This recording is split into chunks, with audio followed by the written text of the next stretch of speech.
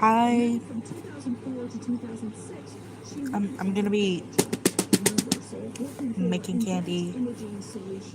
My sister's asleep, so I have to be like quiet, a bit quiet. And the air conditioner's on, so I'm sorry if you can't hear me well. Yeah.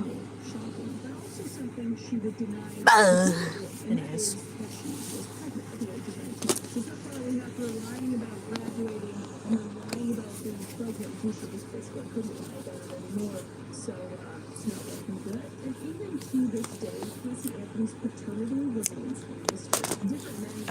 I don't have good angles, but like we're fine. Yeah.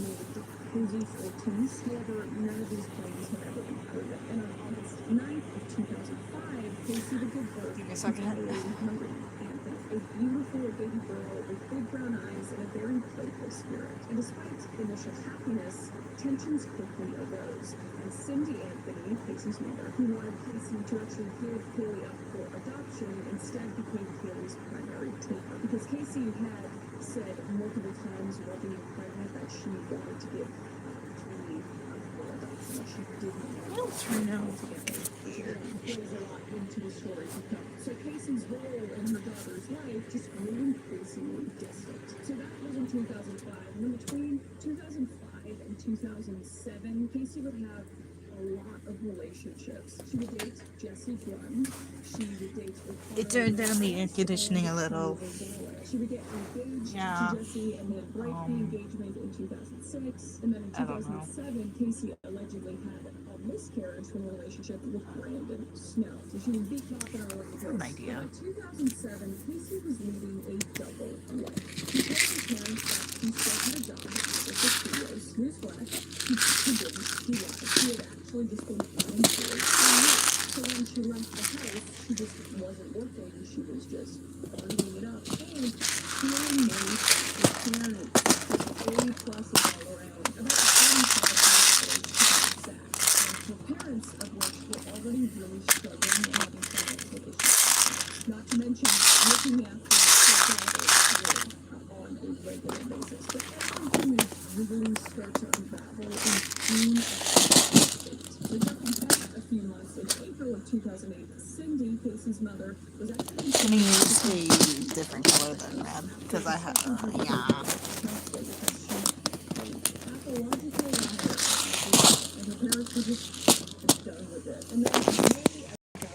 Oh, hi. And that's what brings us to June 2008, which are the last days in which was with us. So in June 9th, 2008, Casey and Kaylee would stay with her. Hello. Hi. There's actual people here. That's nice. I think I'm gonna do like a different color with it, with like this sparkly pink. Hold on.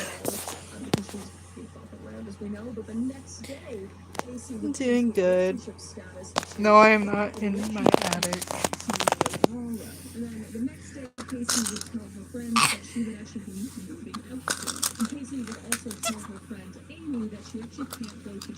I don't have that much candy, not candy, pony beads left. So I like make a bunch. I'm at a very inconvenient angle.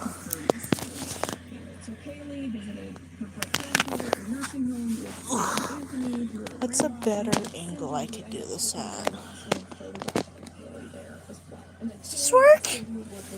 I don't know.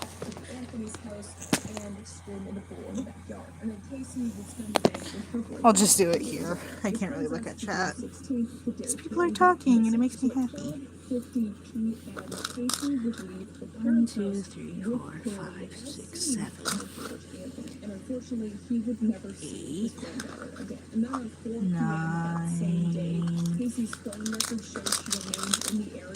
10.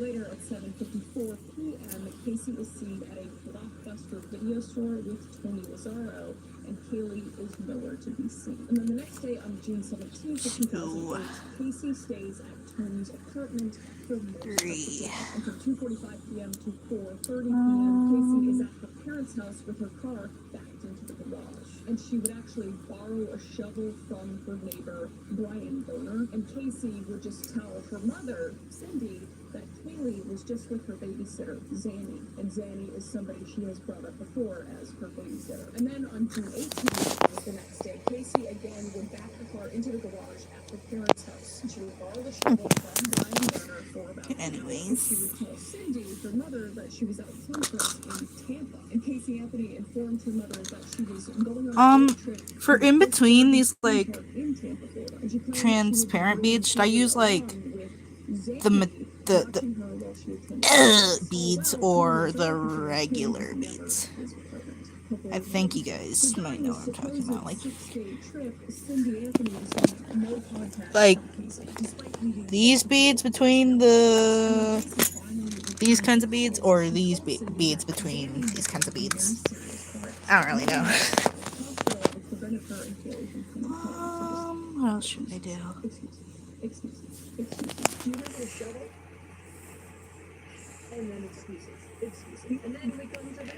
There are other pets adding to steal your candy. What? Okay. Bob. In response, Casey claimed that she had returned to Orlando that same afternoon to retrieve insurance information and coordinate with Zanny's family regarding her hospitalization. One time, I left my bead kit open, and then I was like getting up to go do something, and like I kicked the thing open. Not kicked it open, I meant like I kicked it, and the beads like spilled. And then they all got like stuck in the carpet because they're like really fuzzy. And the carpet's really fuzzy. So then I have to like dig my fingers through it. And like I didn't feel like sorting them right now, so now I just have bead soup. Ugh. It's annoying. So while her daughter's missing currently, as far as we know, help. Out in a hot body contest. It's literally impossible for me to be involved in this. I'm just not going to be. Alright, anyway, that brings us to June 21st to June 22nd, which was a weekend where Casey would just continue claiming that she was in Tampa. And she would tell friends that Kaylee was at the beach, and Cindy would obviously continue to berate Casey about where the Kaylee is, her granddaughter. And then on June 23rd, Casey would run out of gas and break into her parents' shed again with Tony and steal their gas cans. And Cindy would obviously still insist on seeing Kaylee, but Casey claims her babysitter was in the car accident and Kaylee was with her, and she just doesn't know where she is, yada yada. And then the next day, George Anthony would notice the lock on the shed is broken, and he would report it to police. But then Casey would arrive home and aggressively hand George the stolen gas cans, which helps him come out. And then the next day, on June 25th of 2008, Casey would tell her friend Amy that her car smells like something died in it. So then the next day, on June 7th, Casey would abandon her white Pontiac Sunfire at an Amsterdam parking lot near a dumpster, and she would call Tony Lazzaro to come pick her up. And then she would proceed to go to a nightclub later that night. And then a few days later, on June 30th, Casey's car was being towed from Amsterdam to Johnson's River, and Cindy Anthony was on vacation and would keep insisting on seeing Kaylee. She was constantly asking Casey, where is Kaylee? And Casey would just keep on making excuses. And then on July 1st, first star done. I wonder, should I like make like I'm thinking about like making a belt chain or a cuff with the stars, or yeah.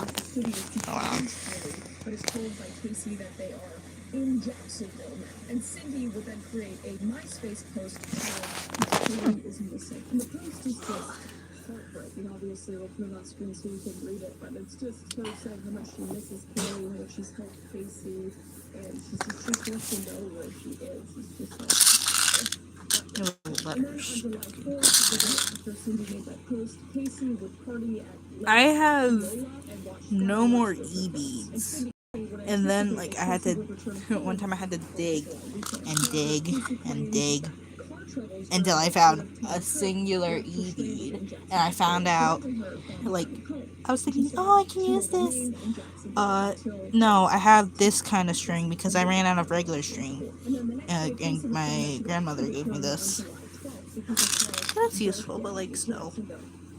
I have to So use Casey the will big go block clubbing beads up. again from the 10th to the 12th on And the I messed weekend that up. at Fusion again. But on July 15th, George and Cindy would actually retrieve Casey's abandoned car from the tow yard. And George Anthony actually received a letter that placed Anthony's vehicle in an Orlando tow yard, not in Jacksonville at all. So they figured out she arrived. Six. I'm skipping this number. 8. 9. 10.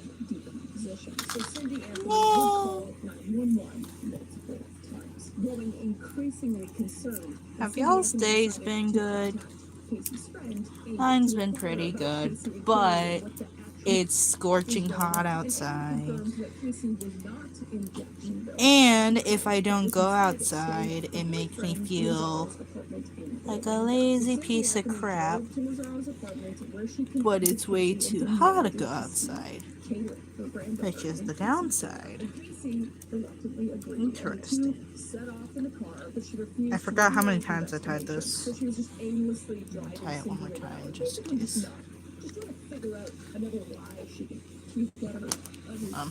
So frustrated and alarmed, Cindy Anthony called the police on her daughter while they were on the drive. And Casey would tell her family Kaylee was kidnapped now. Huh. That's the lie she came up with. That's what it is. Zanny the nanny kidnapped Kaylee, and she claimed she dropped Kaylee off at the Sawgrass Apartments. But police would look into this and figure out that Zanny the nanny never existed. Well, she kind of did, because in 2011, the real Zenaida Fernandez that's nice. lawyer, John Morgan, ABC News, that Anthony came up with the fake nanny's name after both her and Zenaida visited the same Florida apartment complex on the same day. And after she looked at the apartment, Zenaida filled out an information card that included the names of 2 of her daughters and the type of cars that they drove. And the information on the card matched what Anthony later told police when accusing the nanny of being responsible for Chloe's disappearance. So it was literally just this one day where she My back hurts right now. I say that and I wonder why. She was just a weird, random I'm constantly in a shrimp position. missing at this point. So yeah, that's probably why my back hurts. But insisted that she had spoken to Kaylee on the phone that very day on July 15th, so she wasn't that worried. And when the 911 operator asked why she waited so long to report her daughter missing, Casey responded, "I've been looking for her and have gone through other resources to try to find her," which was sad. Yeah, and also Casey wasn't the one that reached out to police. It was Cindy, her mom, and she was just forced to, basically. So Cindy Anthony reported that Kaylee was missing, stating that she hasn't seen her granddaughter for 31 days, and noting a very strong odor in Casey's car that she describes as smelling like there's been a dead body in the damn car. But the 911 call. Sometimes I try to teach my younger sister how to make candy, and she's like so impatient, and she cries about it not looking good. But Yuppie, you gotta go slow, and she goes fast. I guess impatient is. I don't know right now. I'm just yapping.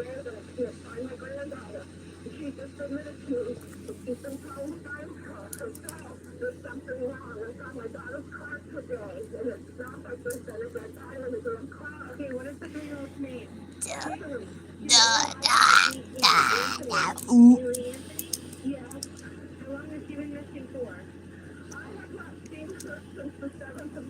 And the 911 call, it's just like you can This hear is so Cindy, his tricky. grandmother, just beside herself, like so worried. It gives me chills, but she's like obviously distraught. Ugh. And then you hear the juxtaposition of Casey when she gets on the phone, and she's just like annoyed. She's like, yeah, but, like my daughter's been missing, or whatever. Like it's. I fixed it.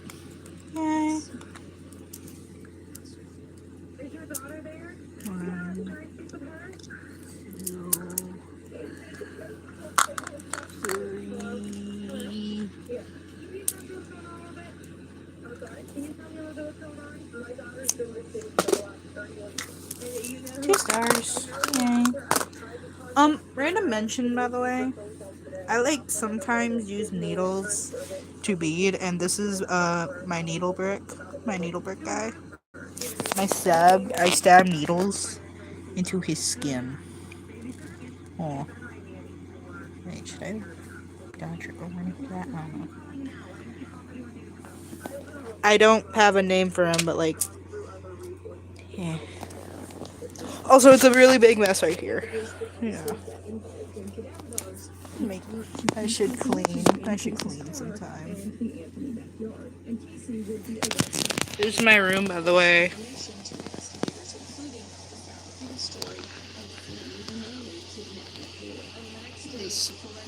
I decorated it because I got bored. And then it made me happy.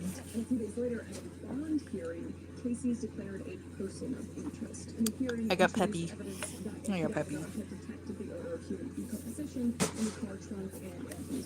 And then fast forwarding a couple weeks out on the job, a man named Roy Crump, a reader, would walk into the She'll save, even though it's not long enough. So that's why I gotta unwrap more string.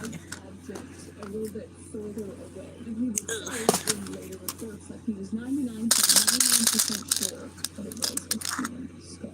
So I don't have any other colors that could work for this. And Clark was actually with 2 other employees and needed to Give me a second.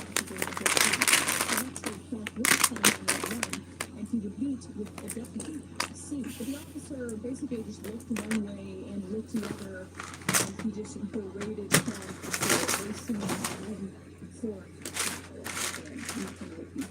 And for a few days following, Clark would call the police again, saying that he found a gray bag in the woods. Whoever is still here, do I sacrifice the ugly shaker ball necklace? Beads?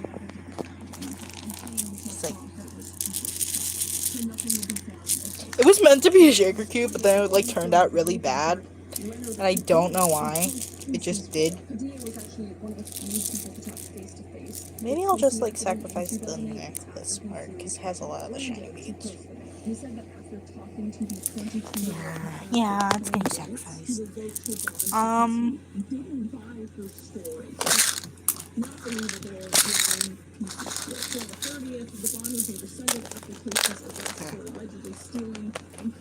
Ready.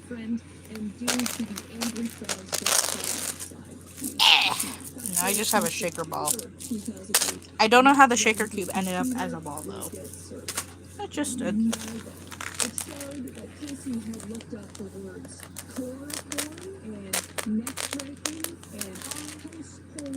Hmm? Hold on.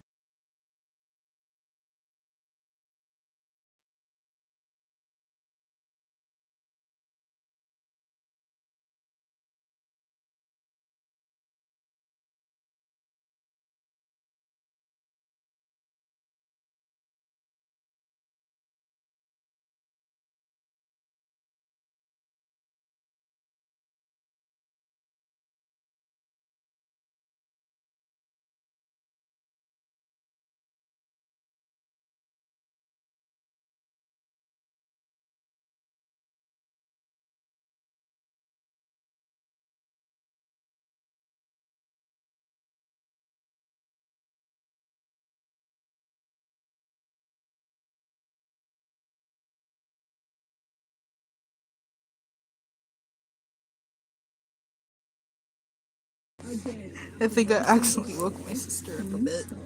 Then she went back to sleep. The same spot he called out several times before, and deputies Purcell and Porter arrived and confirmed that there were skeletal remains. So the crime scene would be established and a forensic Now team I have more white beads. Yay. Duct tape attached to the mandible, and there were also trash bags, laundry bags, and HBO's blanket. And on December 19th, 2008, DNA testing confirmed that the remains did belong to Kaylee Anthony.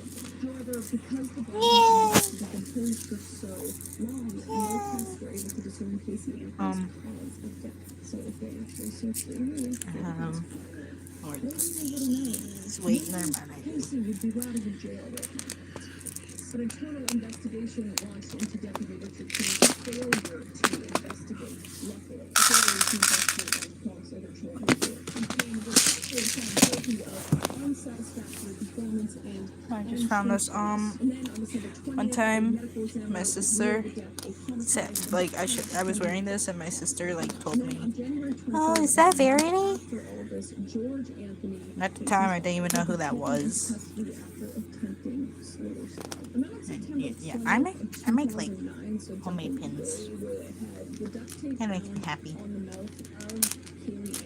Was actually contaminated by an FBI document examiner, raising questions about how it was used in prosecuting the 2-year-old girl's mother for the murder. And the disclosure of contaminated duct tape was among hundreds of pages of evidence released by the state attorney's office in Orlando. And the contamination was discovered after FBI lab workers noticed female DNA on the duct tape, which neither matched Kaylee Anthony, Casey Anthony, or the father's grandmother, Cindy Anthony. It would,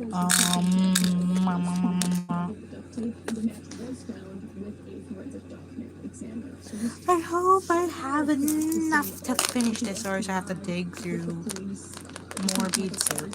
it's just so mishandled. The whole case could have been so different if people actually So on May 4th, 2011, jumping ahead a couple of years, Casey's trial would begin. The prosecution would portray her as a mother who wanted to free herself from parental responsibilities, which goes to the defense claim that Kaylee accidentally drowned in family pool. Casey's father, George Anthony, helped her cover it. So from June 15th to June 2011, that is when the trial went over all the forensic evidence. So I kind of want to go through each of the things just to let you know if you don't know, and just help with your opinion at the end of this. All right?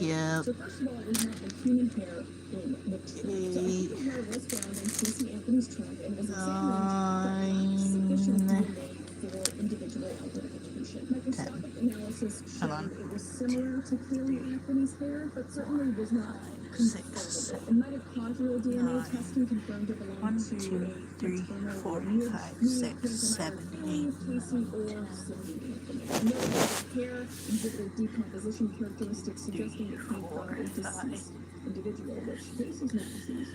Cindy's not deceased. Who's deceased? I have to like count it I don't know why that is 5 times. It wasn't That's to know if I'm correct. Next, we have decomposition. Get what? Controversial odor analysis conducted by Dr. Ed Bass detected compounds linked to human decomposition in the trunk's air samples, which I didn't even know was a thing until this happened. However, this method was disputed by the defense, which pointed out that certain key decomposition markers were missing and that the technique lacked scientific acceptance. An FBI testing confirmed compounds consistent with human decomposition and unusually high levels of chloroform.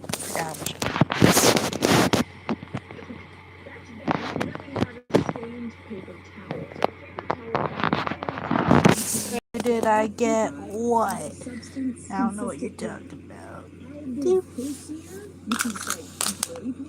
Which forms from decomposing fat. And the defense argued that the stain could have come from garbage, not a body, since fatty acids and food waste can also form that adipocere. So there's that. And then we of course have the presence of chloroform.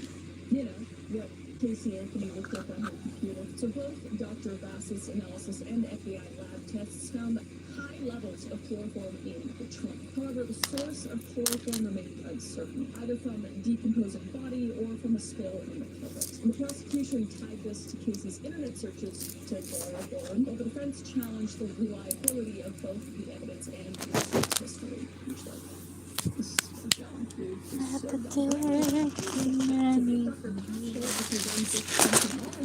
Testified that insects found in the trunk were species associated with decomposing bodies. However, the defense's expert, Dr. Huntington, countered that these insects were common in trash, that no DNA testing was done on nuggets to confirm human decomposition. Additionally, prosecuted that estimated date insect activity with some suggestion decomposition began in early July and estimated and then, of course, we have some side evidence. Casey Anthony's computer search included chloroform, self-defense, which the prosecution found as premeditation evidence. However, Kandi Anthony said she conducted the searches, and she said she had been looking up the term after her dogs had eaten bamboo leaves that contained chloroform. Though timestamp evidence contradicted her claim completely, as she said at the time. So I don't know if she's trying to, if she felt remorse for Casey Anthony and trying to cover it up. And then we have So, like, I use all my yellow beads on here, like my yellow shiny beads on here. So I have to find something else to use, which is sad.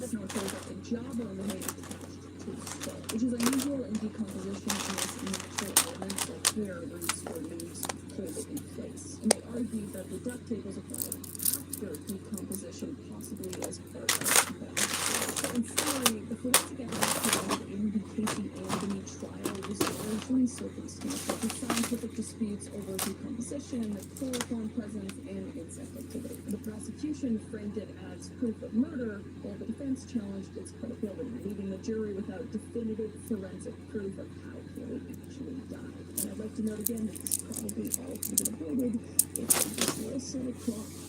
If they just Crappy X-ray slip. you know, maybe. That's what's dying.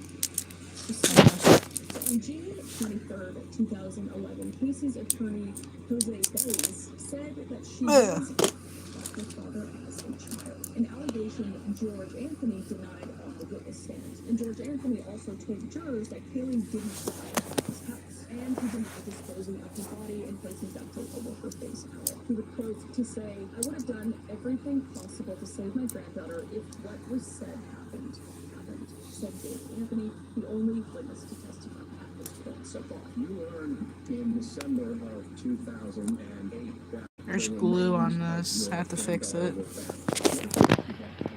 This? What? Up to that moment, you held out the hope that Kaylee would be found alive.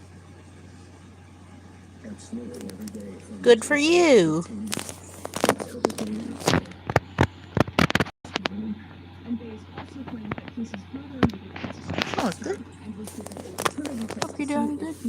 Making this. and that all these secrets eventually just led up to the cover-up of Kaylee's drowning, which is just like a crazy story to men. Also, the brother wasn't the father. Spoiler alert, but Kandi said that Kaylee and her grandmother swam most of Father's Day on June 15th, 2008, and suggested that Cindy Anthony forgot to pull up the ladder that prevented the toddler from climbing into the pool on her own. And Baez suggested that Kaylee slipped into the pool the next day and no one was looking and she would accidentally drown. This is what the defense is claiming. And they claim that the distraught family panicked and decided to cover up and bury the little Kaylee in their backyard. And they just didn't call the police. It's not fair. Why would you cover up a routine accident by making it look like a murder? That makes no sense.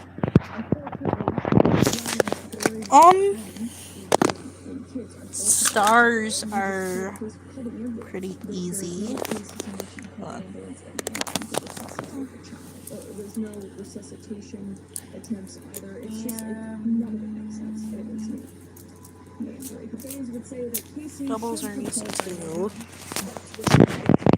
14 years later, this is now a murder case. And probably Oh yeah, I forgot to mention. where'd it go? This is my younger sister's first little. This is my younger sister's first star. She did very good. And I was very happy for her. He said George Anthony took certain steps to make sure he was as far away from the situation and that Casey would end up taking the blame for this. And Casey was just emotional throughout this whole ordeal and crying and wiping her nose with a tissue. Everything else was very good liar. Sorry, I know she's innocent until proven guilty, but it's just my opinion. Allegedly. I think she did it allegedly. Allegedly. But the prosecution, meanwhile, focused on Casey's various lies to both her parents and police, as well as mounting circumstantial evidence, including incriminating Google searches. And Jeff Ashton, one of the prosecutors, would say, and I already said, no one makes an accident look like a murder. Excuse me, chills.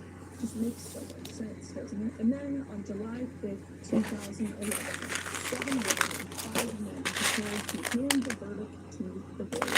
Anthony, then 25, breathing very heavily and pointing back. He was putting on the performance of the century. And by next week, the woman dubbed the most hated woman in America was facing a lengthy prison sentence, and the death penalty was still on the table. And then the court clerk began reading the verdict in the hushed courtroom, and mouths dropped as Anthony was acquitted of all serious charges against her. As to the charge of first-degree murder, verdict as to count 1. We, the jury, find the defendant not guilty. As to the charge of aggravated child abuse, verdict as to count 2. We, the jury, find the defendant not guilty. As to the charge of aggravated manslaughter of a child, verdict as to count 3. We, the jury, find the defendant not guilty. As to the charge of providing false information to a law enforcement officer, verdict as to count 4. We, the jury, find Me and my brother watched the Digital Circus finale together. I put on the my Jack's necklace to like protect him or her, I don't know. And like 5 seconds after, he was abstracted. And my brother thought that was funny.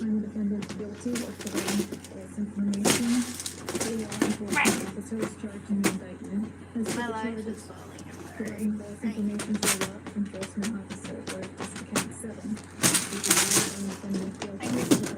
Thank you for actually I have to fix my drawers. They're like messed up. And he would sentence Casey to consecutively 1 year in county jail and $1,000 in fines each of the 4 years of providing false information to law enforcement. Cut up the shaker ball. Hold on, let me see what these are first.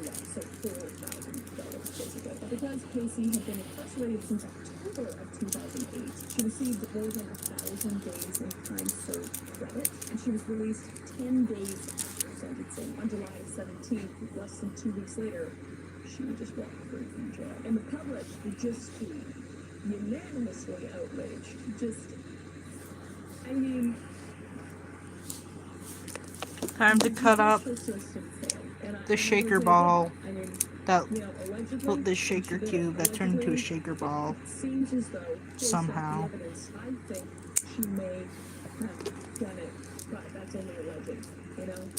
And time has gone on. She kind of went into hiding after this whole thing, obviously facing a lot of public scrutiny. And then in March 2017, in her first public interview since the trial, Casey gave a series of interviews to the Associated Press about the case. And in these interviews, she discussed her acquittal, the death of her daughter Kaylee, and her life since the case. I'm still not even certain as I see it.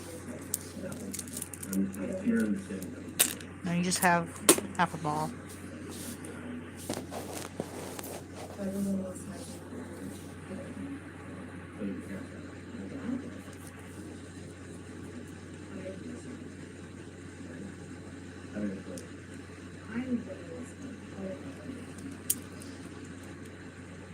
And she would basically just go over and say she doesn't know how Kaylee's last hours unfolded. She understands why people have opinions about her, good bitch, and she still dreads the supermarket checkout line, you should, bitch, and she's happy and enjoys investigative work.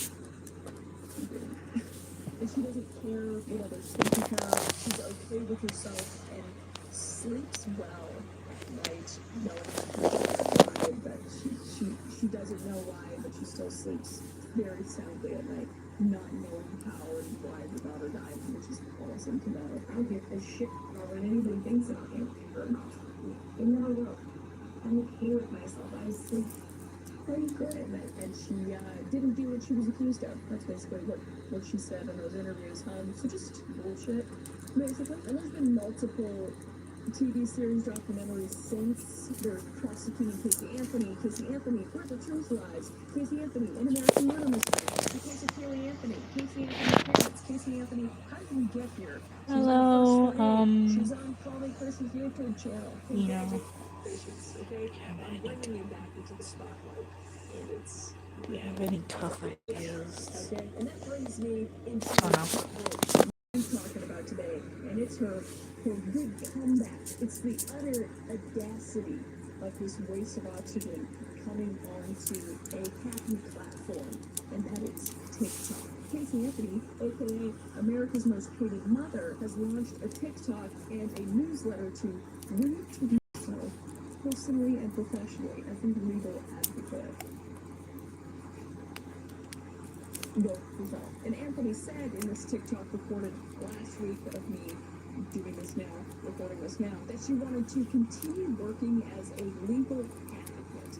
She felt compelled to advocate for herself and for her daughter. What daughter? I thought you slept really soundly at night knowing that she was murdered by an unknown person. That daughter? Right. Got it. And she said she believes it's important to use her platform this way after people close to her were recently. Before I continue making stars, I'm gonna like check if I do indeed have those thingies. The things I need. She goes on to say, as a group unit for the Things I don't know. community, women's rights, I feel that it's important that local system has autonomy and not look at blessing as opposed to the curse that has been since 2003. She said, this was your daughter who died. Who you maybe allegedly murdered that one? Is that what you're talking about? No, I keep forgetting.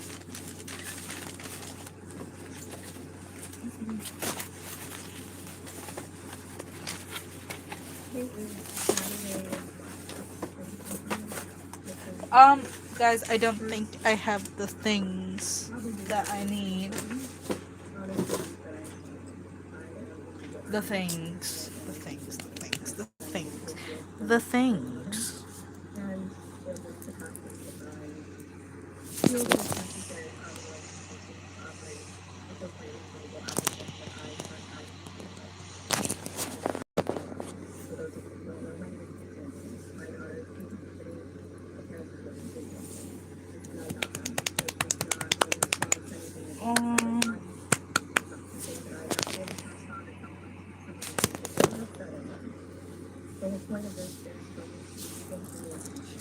I'm just gonna straight up scoop these up and put them somewhere. I don't know where.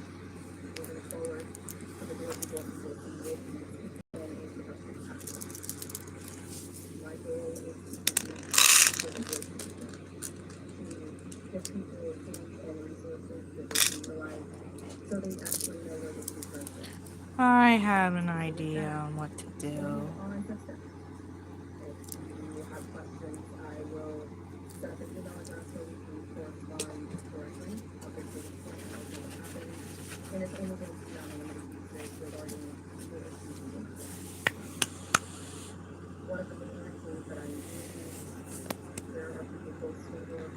I'm gonna... I don't know.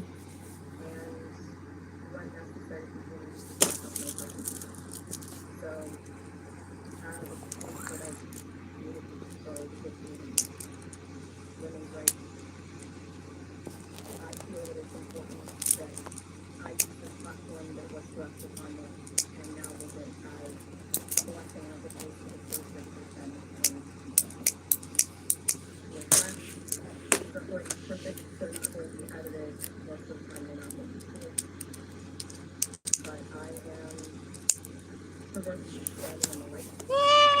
I cut up stuff.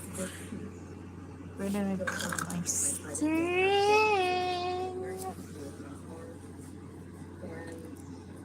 Ugh.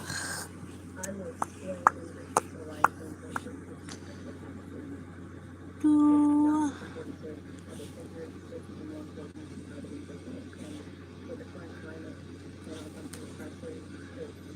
It's zooing right now, but I forgot it downstairs.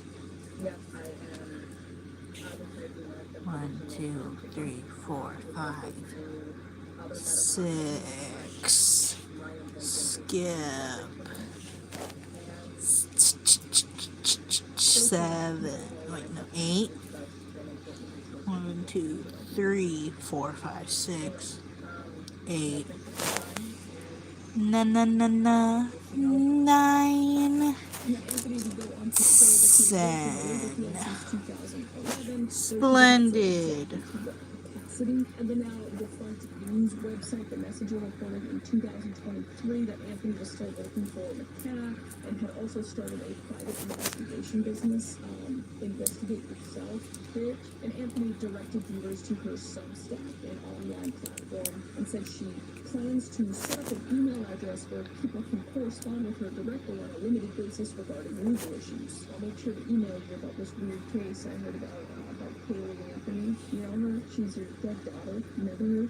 No, we keep forgetting about that. And she said she still plans to protect her privacy and will explain in great detail why doing so is important for public and private figures. Yeah, that amount of privacy is only necessary to you because you allegedly killed your daughter.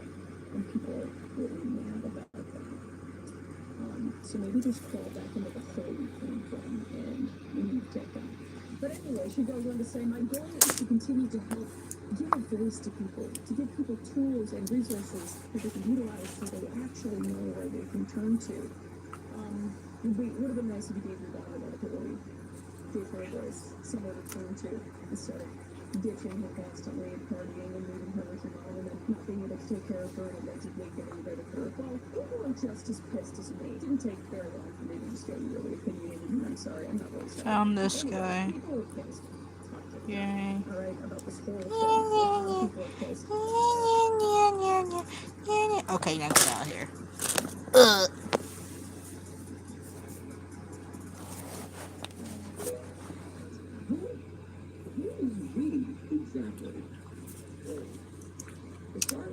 Pepsi. Pepsi.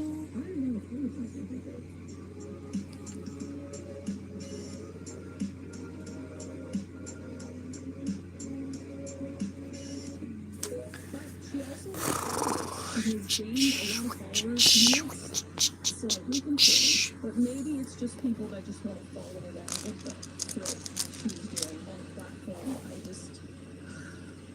Not a lot of things to say. Not a lot of nice things to say, so I'm not gonna say them all. It's what I always told me. My mom got me into this case. I remember when she literally was watching this case, and I was watching it with her as a little preteen, and she was just getting fired up.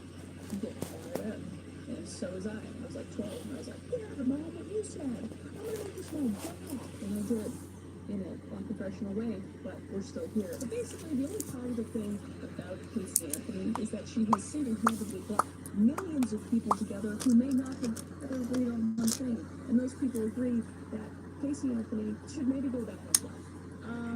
Allegedly, but I'm not saying anything. She's innocent. She is innocent until proven guilty, but right now she's innocent. So I just want to cover my bases there. And just say that, yeah, that's where we're at. You know, I'm not about spreading hate or anything like that. I say just ignore her existence. I think all she ever wanted was to be famous, and she got a little piece of that with this whole case, and now she's trying to abuse it by lying. Again, she should go back, just come forward with it. Yeah. That's all I have to say about it. If you like the video, and if you want to subscribe, This has been, and I will see you in the next one. All right? Goodbye. Give me a second.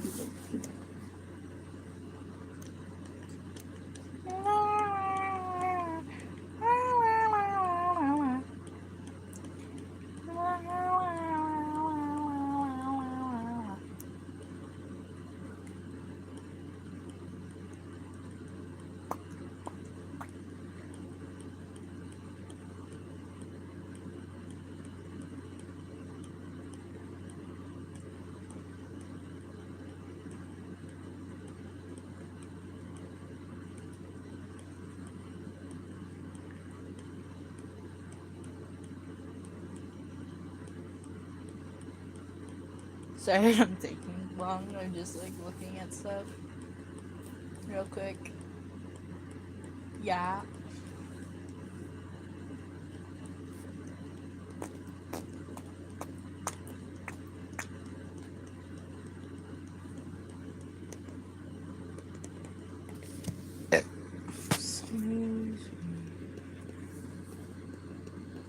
That was an accident.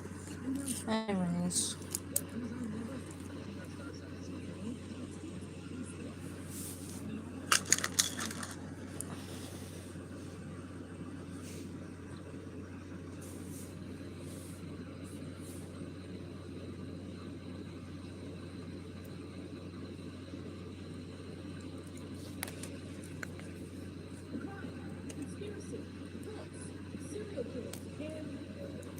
I get this little piece of glue off, and it makes me angry. And today we are talking about something not necessarily positive, but they come up with a positive outcome, unlike most basically, we're talking about three bad. These three women had an encounter with a killer and a gun to tell the tale, but their stories are absolutely heart-wrenching and insane and so inspiring that I thought it'd be really cool to tip my hat off to them and tell you their stories. So without further ado, unbuckle our seatbelts, go Mach 5 down the highway, slam on the brakes, and bust through the windshield into the Literally tightly otherwise bad candy.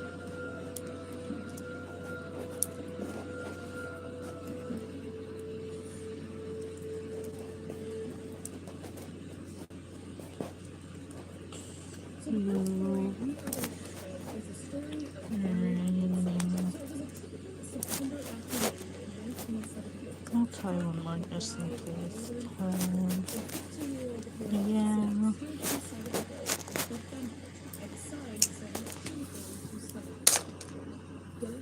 Yeah. Give me a second. The plates for the love of God don't come. And obviously, she was making fun.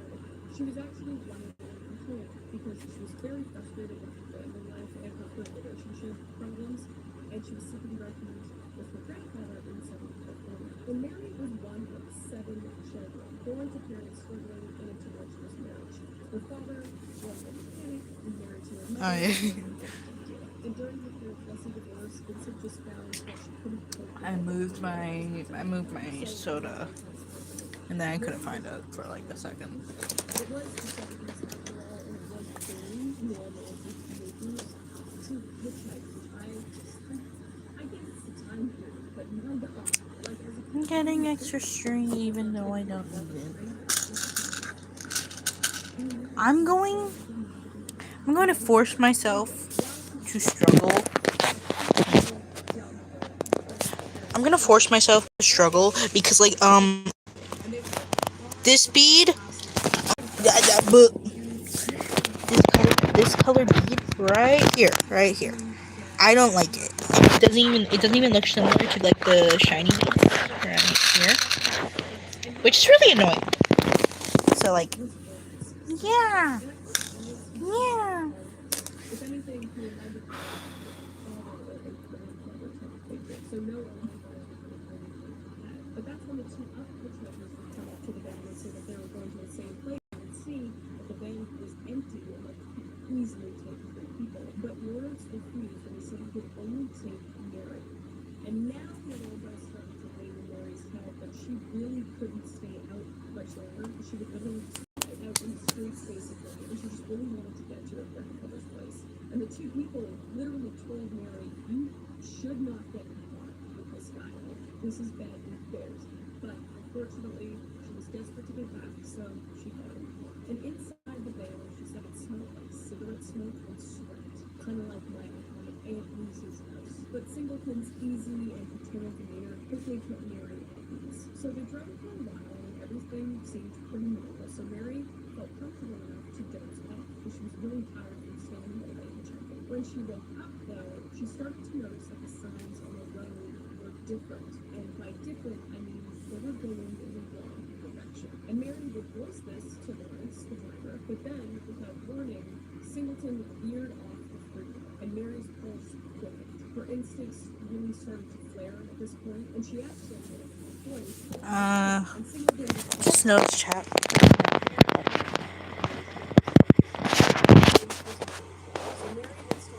The chat has not been popping up this whole time. Wow. Someone asked if I'm okay. I will put the chat away.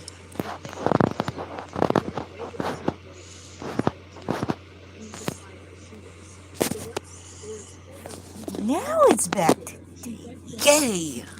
Anyway.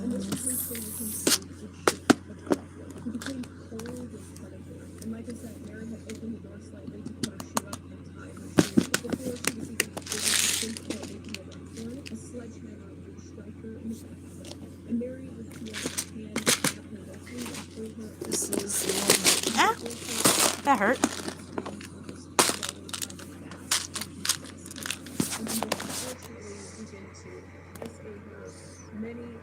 Where are you? And Mary was screaming for help, and by the morning, Mary had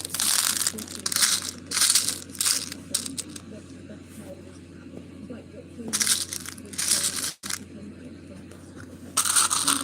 next was without that, would pull her out the car. He would grab a hatchet out of his toolbox. He would grip her left Need one. I need 5 of these. Anyway, I just have thought. And there's like one of my things downstairs that I could get. So that I could get more of these good colored beads. Ew, stinky color right there. I don't really like that color in my opinion. So I'll be right back.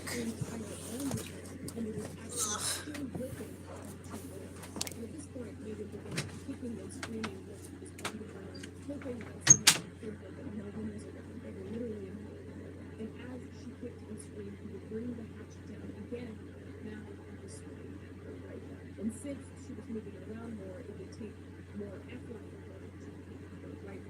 And after he was done cutting her off, she would see him kind of start to walk away and flip something off. And then she realized that he was literally still trying to flip off her other arm that was still gripped onto her. And as she was laying there watching this, she realized that she needed to play dead before her to survive this one. So Lawrence would walk back over to Mary and thinking that she was already dead or close to dead, he would grab her body and throw her over to the 30-foot cliffside and toss her off. And Mary would break 4 ribs after she fell down, and obviously she was suffering from extreme paralysis and would have both of her arms completely severed. But something inside her refused to let go. So she would push herself up with every ounce of strength that she had left and told herself that she couldn't die because she was not going to let this man do this to another person. So naked, bleeding, and on the verge of death, she used the remaining strength to pack mud into her wounds and her sticks so she would slow down. Then she would climb back up. Goobers, I have re-arrived. And nearly half and then she would take Ugh. and by the time she reached the top, it was now pitchy outside.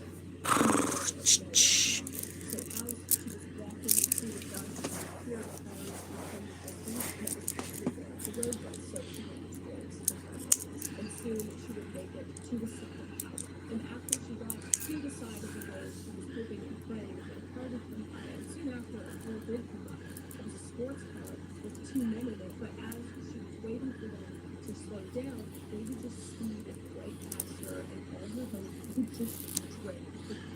I found it very cool.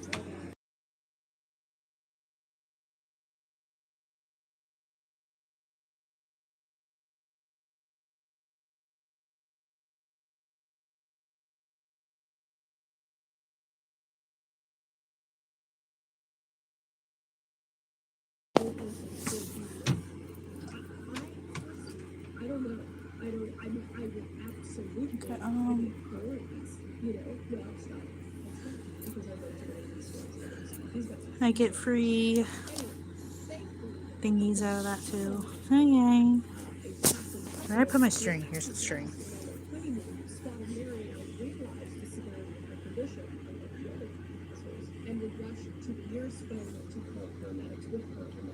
Oh, never mind. I see stuff I can use.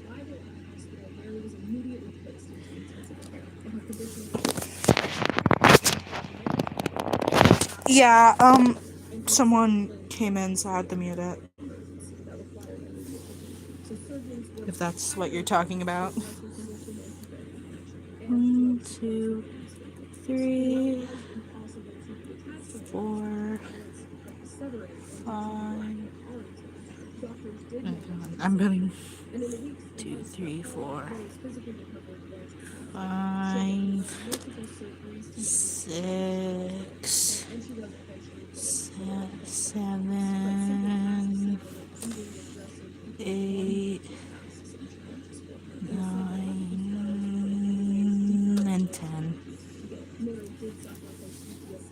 Yippee-ki-yay.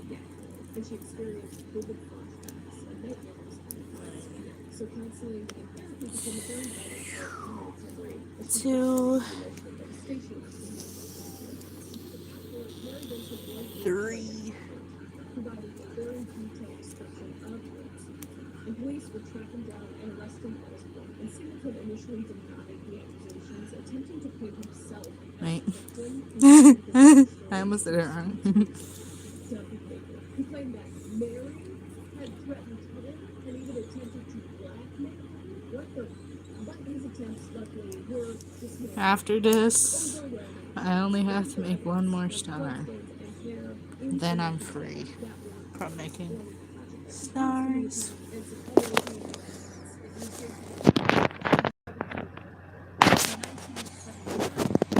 20. Attempted murder and murder.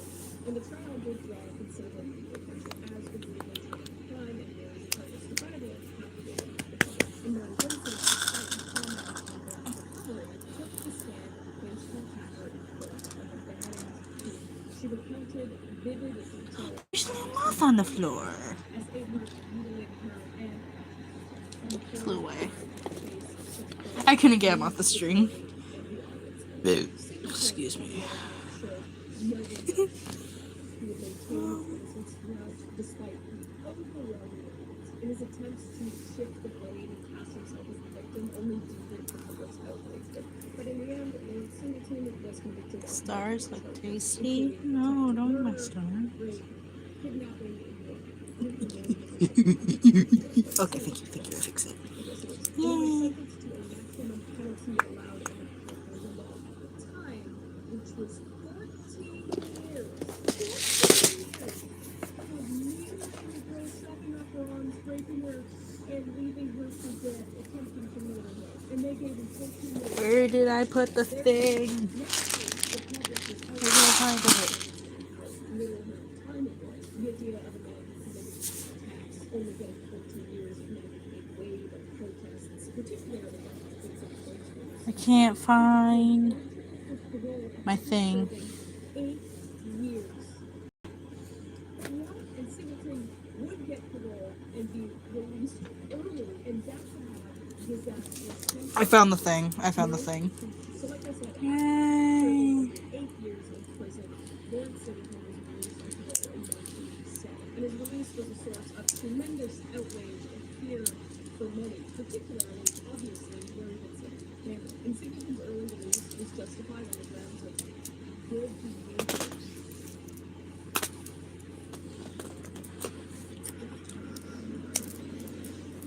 I hope I have enough to finish this. If I don't, that's gonna be a problem. What's happening in chat?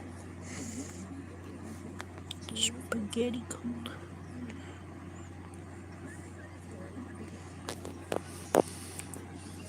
Wonder.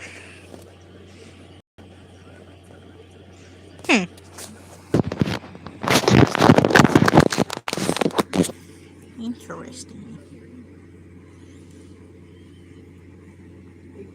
So naturally, this prompted protests at every community he tried to Oh. settle in would not happen. So basically, the whole public forced him to live on the trailer grounds of San Quentin State Prison, where he was staying in prison previously, which is kind of bad, but still a good enough. You should be in the conclusion. And the fears that many had about Singleton's release proved tragically justified. Because on February 18th, 1997, 9 years after the release, Lawrence Singleton brutally murdered Roxanne Hayes, a 31-year-old mother of three. Hayes was a lady of the night whom Singleton wanted to exploit, and once inside, he attacked her in a savage, unprovoked violence, stabbing her in the abdomen. And a neighbor was called the police after hearing screams, and an officer arrived at the scene to find Singleton covered in blood, standing over Hayes' helpless body, being next to where he is. And Roxanne Hayes' memories would just shock the nation and reignited the office police. So this time, Singleton was charged with first-degree murder and Sorry, grabbing something. details of Mary Vincent's case resurfaced with Mary, and he remained on death row until his death from cancer in 2011. The crimes committed by Lawrence Singleton have far reaching effects on the entire ecosystem. Singleton's attacks on Mary Look, I gave her a bow. Yay! She'll sit here and watch. So his case became a very powerful symbol for advocates of Just set my favorite plushies there. limited legal Yay! Yay! Yay! Yay!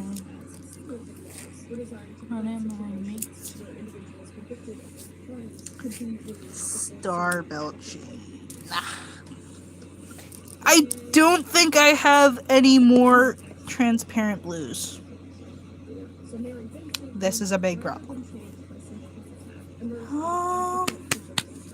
She fought tirelessly and shared her story in an effort to raise awareness You got thrown. of the dangers of child offenders being released. Them. And though the physical stars I'm gonna. I have an idea on what I could do.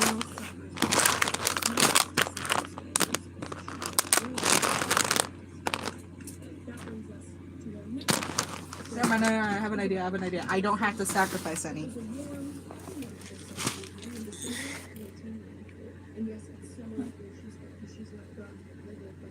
Checking. I am done. Yeah, they're coming back. I guess. Back here again. There you go, they're back.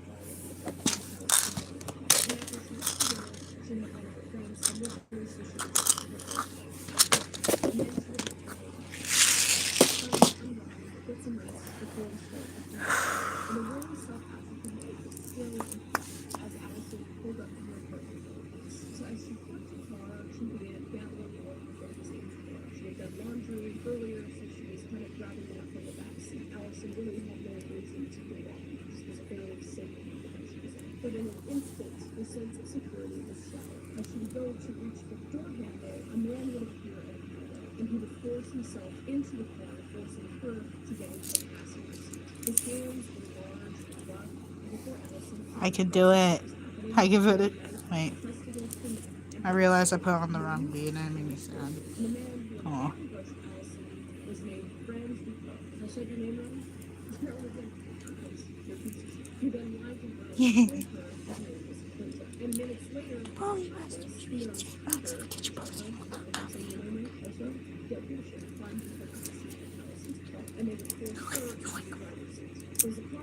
I'm somehow more immature than my younger sister. It's funny, like to me.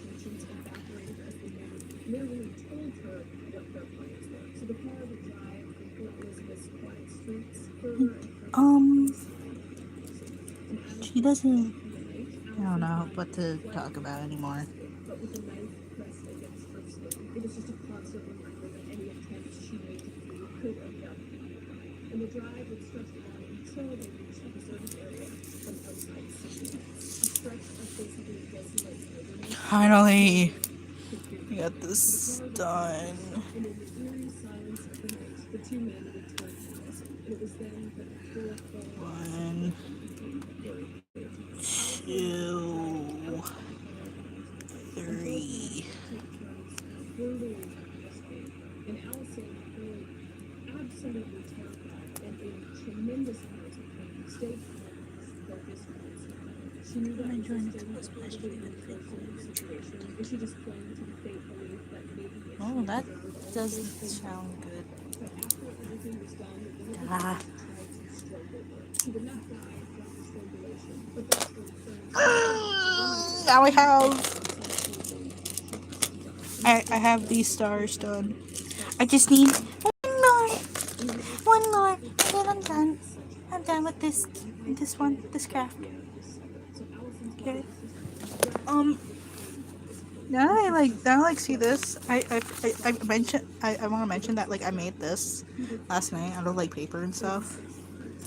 And also, I'm just gonna add pin.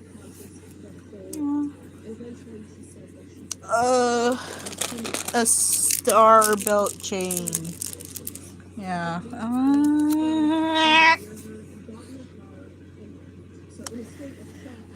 I know what I'm doing again. Yay.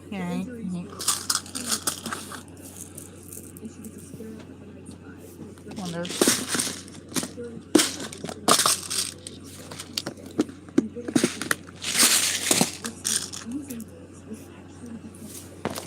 Here's a question for y'all. Which one looks better to go with, like, this purple? Like, this darker color or this lighter color? What do you guys think? It's like, this one doesn't really look similar to this one, but this one also doesn't look similar to that one. So, like, yeah. I don't know. Lighter? Okay. That look good.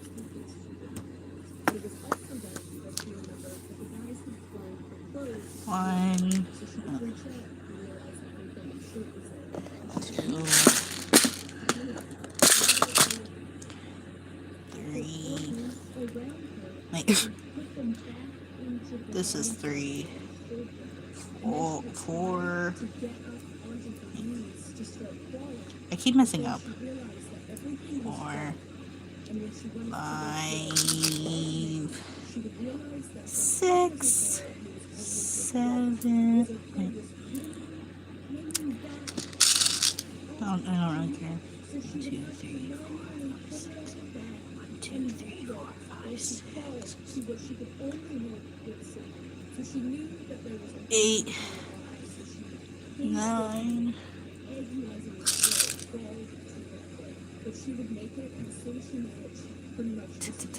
10. A belt chain. A star belt chain.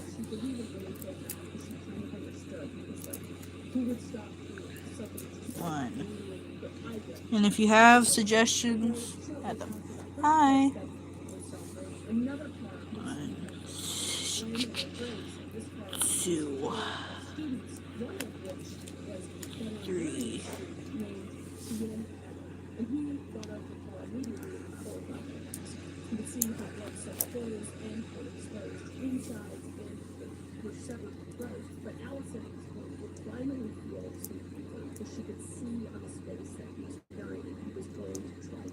And Tian would try to keep her awake and conscious by asking her yes or no questions and telling her to squeeze his hand yes or no, to just make sure that she was still alert and Okay.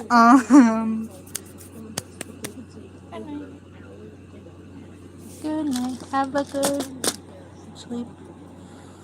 Yeah.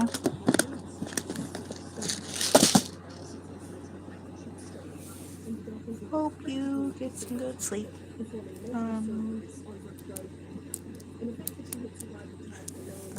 The thing, here's the thing.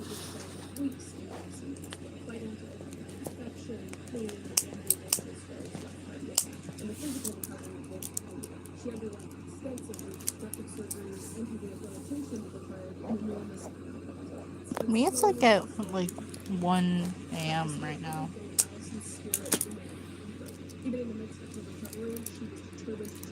Oh wow.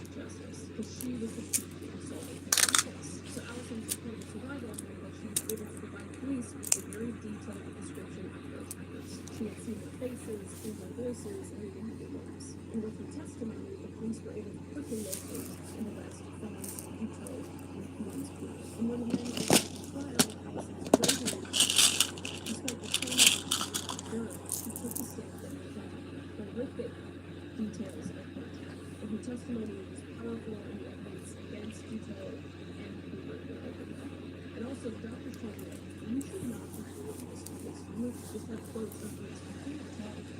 During the discussions, he said, take this shit out of the truck and put these guys in jail. So both of them were convicted of multiple charges. I'm almost done. Franz then kept was threatened. Told him to do those things, but police obviously saw it and nothing they didn't do. So Judge Chris Jansen sentenced Franz and Franz to life in prison without that's I think that's a real say.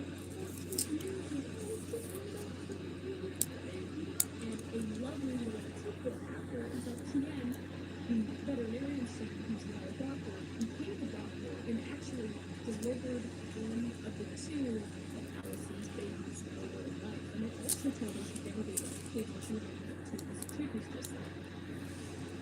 And that is what happened. And in the years following the attack, Allison's story became a frequent episodes to countless of people around the world. She refused to be defined by the brutality she observed, and instead used her experience to inspire others. There's also been a 2016 documentary made about the story of Allison. So yeah, that's Allison. Allison Lynch. Absolutely. I can't. That's it. What? I can't. Reading that, oh my. You can't put yourself in those shoes. I just. Anyway. I have one singular bead to finish this entire this thing. This duh.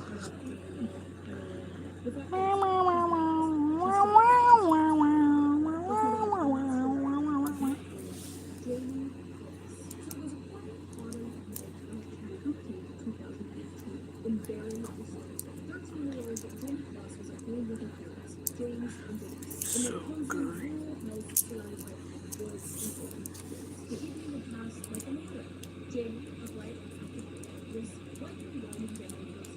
Enjoying security of the family and familiar surroundings. But what Jamie didn't know is that there was a stranger I gotta fix this. Jake, Please. a 21-year-old man from New York, who spotted him on the bus one day and introduced him to 2,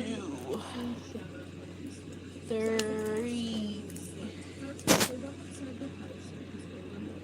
The tires crunching against him. The dress and makeup were going Madison reportedly decided Whistling. his heart raced with anticipation as he took the exit. Finally, they are complete. Now I just gotta connect them. But first I'll put away the beads, which is stinky and upsetting.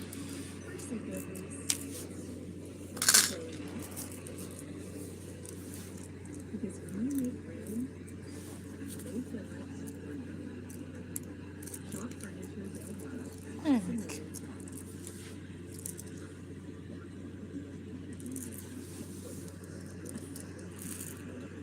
I'll just move these to the side because they're a different shade of blue and these aren't.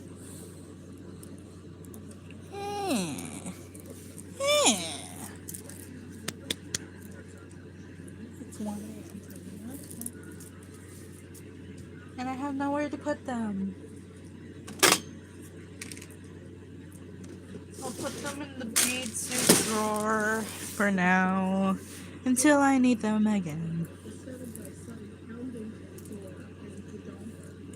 The banging was so loud, it shattered the pane.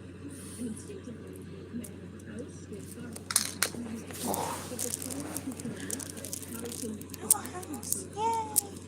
firing Saturday. directly into Jane's face, killing Beans. And Jamie, terrified of the sound of gunfire, ran Yeah. Davis. The two were huddled together in a small room as their hearts praying that Beans would live. And Denise, acting on instinct, tried to attack one, but could barely get an answer before Patterson burst down the floor. And Jamie's blue rang as Patterson stormed into her. He ripped the phone out of Denise's hand and only for a second, and also took a piece of tape from the chair's back. Denise would comply, but it was then that Patterson pulled up the shotgun and shot right at her. She was just the world that was taken. Just jabbed myself with a pipe cleaner.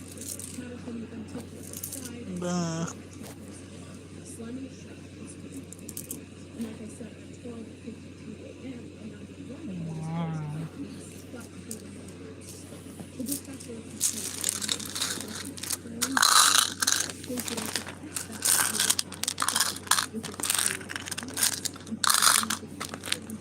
and upon arrival, they found the front door open. Yeah, connecty thingy number 1. Yippee yay. Yippee yo. Yippee yay, yippee yay, yippee yo yo. The community really rallied together, holding vigils, organizing search parties, and clinging to the hope that James was still alive. And back in the trunk of Patterson's car, Jamie felt like he was in eternity.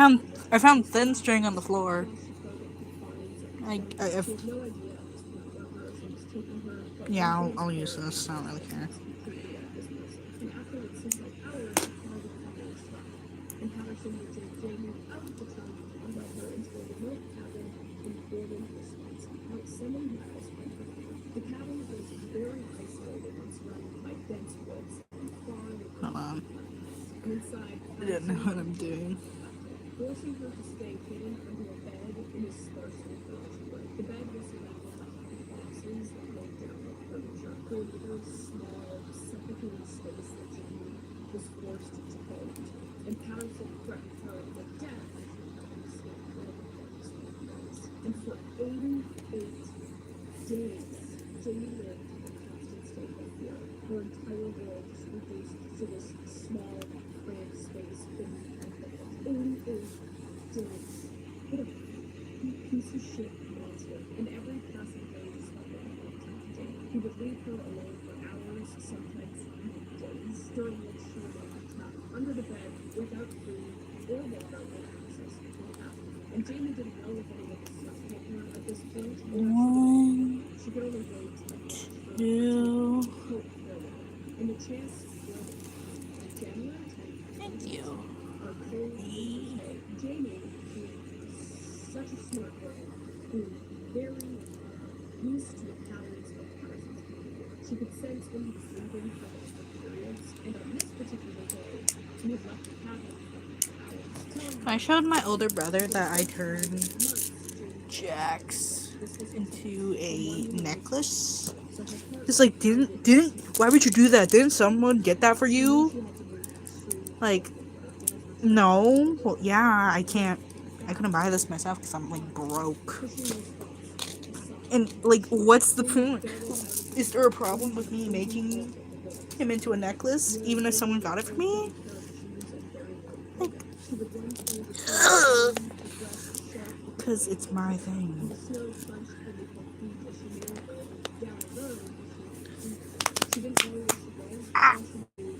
I have, like, I have 20. I have like $20, but like half of it is in quarters.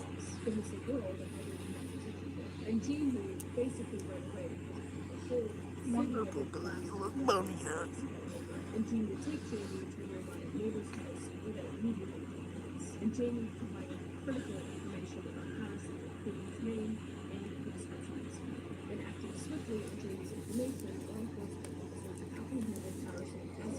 careful because you look bonita. Yeah.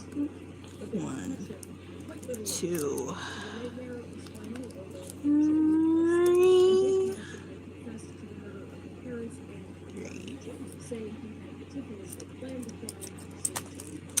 And he was charged with 2 counts of first degree intentional homicide and 1 count of second. And in March 2019, he pleaded guilty to both charges. And during his sentencing hearing in May of 2019, Patterson said a lawyer of witness stating that he was The scrap string comes in handy. and the judge sentenced Patterson to 2 consecutive life sentences without parole. Can I string it through, please? Thank you. Thank you very much. Yes, that's how you convict. The sentence was assured that he was going to rest of his resident killed in prison. So Jamie's story after conviction was a story of resilience and survival in the face of unimaginable terror. And Simpson got the last two. And after this day, Jamie returned to her family, slowly beginning the process of healing. And though the trauma of those 8 days will always be with her, Jamie's courage and strength have inspired countless people around the world, including myself. And she has chosen to remain largely out of the public eye, focusing on the good life and support. And in 2018, she was awarded a Hometown Hero Award by Wisconsin State Assembly for her incredible career. Jamie Cross is not just a survivor, she's a symbol. In the darkest moments, there is always a chance. It's almost over. This thing is almost over. Yay. I can almost finish my first candy of the night. I know this isn't usually anything that I do, but I think it's important, you know? I think it's inspiring, amazing, and heart-wrenching. So, as always, if you have any other video ideas, let me know in the comments below. And if you like the video, like the video. If you want to subscribe. Also grab some sour boys. Grab some sour boys. I know I'm talking about some sour. I have like a shaggy carpet. So if I lose beads, well, if I need more beads, I just drag my fingers through the carpet and see if I find any beads that I need. Ugh. 15% off. First 500 people to use this code get 15% off. So run, go do it. Go do it. Get something cool. Other than that, I appreciate you. I hope you stay safe. And I'll see you. 2, 3.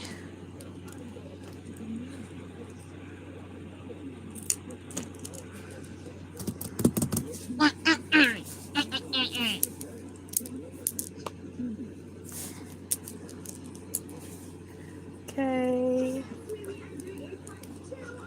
When did I ask for you to come on? I want to go see Chris. Call me Chris. What if I don't want to call you Chris? I'll never know.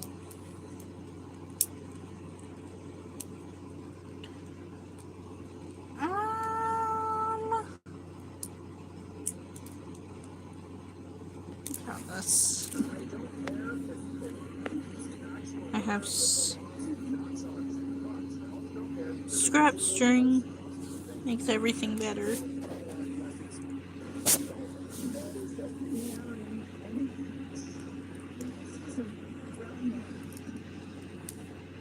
It was supposed to be the trip of a lifetime. In the summer of 2021, 2 lovers packed their lives into a white van and set off on a cross-country journey through America's national parks. A road trip documented in photographs, blogs, and Instagram captions that painted the image of freedom, love, and wanderlust. But behind the filtered posts and picture-perfect views, something else was happening. And by the time the leaves began to fall, only one of them would return home. And what unfolded next would be Guys, what should I try making after this? Fueled by media coverage, internet detectives, and heartbreaking silence. It exposed cracks in our systems, raised urgent questions about domestic violence, and reminded the world just how quickly a dream can turn into a nightmare. This is a story of a young woman whose voice, though silenced, still echoes today. This is the story of Gabby today. Crime, conspiracy, 2. serial killers, and murder. All things that add up to the two. And I know you do too. You twisted No, intellectually. I'm extra just in case. And I look different right now because I forgot to film the intro for some reason. So that's why I'm doing this now. But yes, today we are talking about the infamous case of Gabby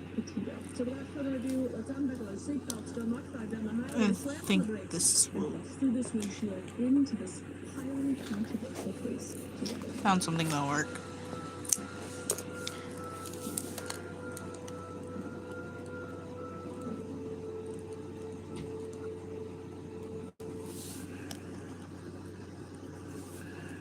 Gabrielle Venora Petito was born March 19, 1999 in Blueprint, a quiet suburb on the southern edge of Long Island, New York. And her arrival marked the beginning of a story that would one day capture the attention of the world. Though in those early years, her life was filled only with the ordinary beauty of family, community, and creativity. And Gabby also grew up in a very supportive and stable household. She was the eldest of 6 siblings and half-siblings. And her parents, Nicole Schmidt and Joseph Petito, separated amicably when Gabby was pretty young, but both remained very active and creative. And Gabby would spend most of the time with her mother, Nicole, who was a teacher's assistant, and her Crap father, is- Jim, in a household where love was quiet but constant. And her father, Joe, was a warehouse store manager, and he would eventually remarry as well. And Gabby would grow close to his wife, Tara, maintaining strong bonds on both sides of her blended family. So Gabby would grow up in a safe, relatively affluent corner of Long Island, the kind of place where children still rode bikes on tree-lined streets, and neighbors knew each other's names. And even as a child, Finally. she stood out for her compassionate nature and quiet creativity. She had a very early sense of empathy that seemed to exceed her years. And at just 14 years old, Gabby and her younger relatives took part in a music video promoting gun violence awareness after the Sandy Hook Elementary School tragedy. And it wasn't a school requirement or assignment. It was just something she chose to do. Something that really reflected the emotional depth she already carried. So even then, Gabby was really paying attention to the world's pain and trying in her own way to be. I have So as this. Gabby went into her teens, she would attend the Bayport Blueport High School in Suffolk County, where she became known for her love for art and nature. And Gabby wasn't really the type to chase popularity. She was more of a free spirit, as her family would later describe her. Someone who saw the world in color and tried to paint it that way. And she channeled that spirit into watercolor paintings, photography, and long walks outdoors. So Gabby's path at this point just seemed filled with possibility. The world was her oyster. She was creative and grounded and deeply, deeply kind. And in her time at school, she would cross paths with a man named Brian Laundrie. And they were just friends at first. It was a quiet beginning, but soon the connection would deepen into a relationship that would shape the rest of her life. So by the time she graduated high school in June of 2017, Gabby was already beginning to dream bigger than the borders of Long Island. She had a growing love for travel, a passion for art and storytelling, and a very gentle magnetism that made her unforgettable to those that knew her. And somewhere during those late teens, she would reconnect with a familiar face, a quiet, outdoorsy former classmate named Brian Laundrie. So then Gabby and Brian would attend the same high school at Blueprint. Well, I actually found an extra 4. Until after graduation. But by early 2019, they were officially I did it. They were a young couple drawn to Yay, each other, now we have shared a appreciation for art, nature, and what seemed from the outside a desire for something beyond the ordinary. And friends would later describe the relationship in its early stages as intense and very passionate. They bonded very quickly over similar interests and built routines around being creative together. And Gabby really just found a companion who seemed to reflect her own restless energy. And as the relationship began to deepen even more, Gabby made a big decision, and that was that she would leave New York and move to Yay. Northport, where Brian was Makes me happy. Christopher and Dakota Laundrie. And this move in July of 2019 marked a very pivotal shift in Gabby's life. She was now away from her family and hometown, and she was moving toward a future she was building with Brian. So the couple would move into the Laundrie family household and start settling. What should I make into their next? Gabby would get a job working as a pharmacy technician. I'm gonna do something real quick while I think.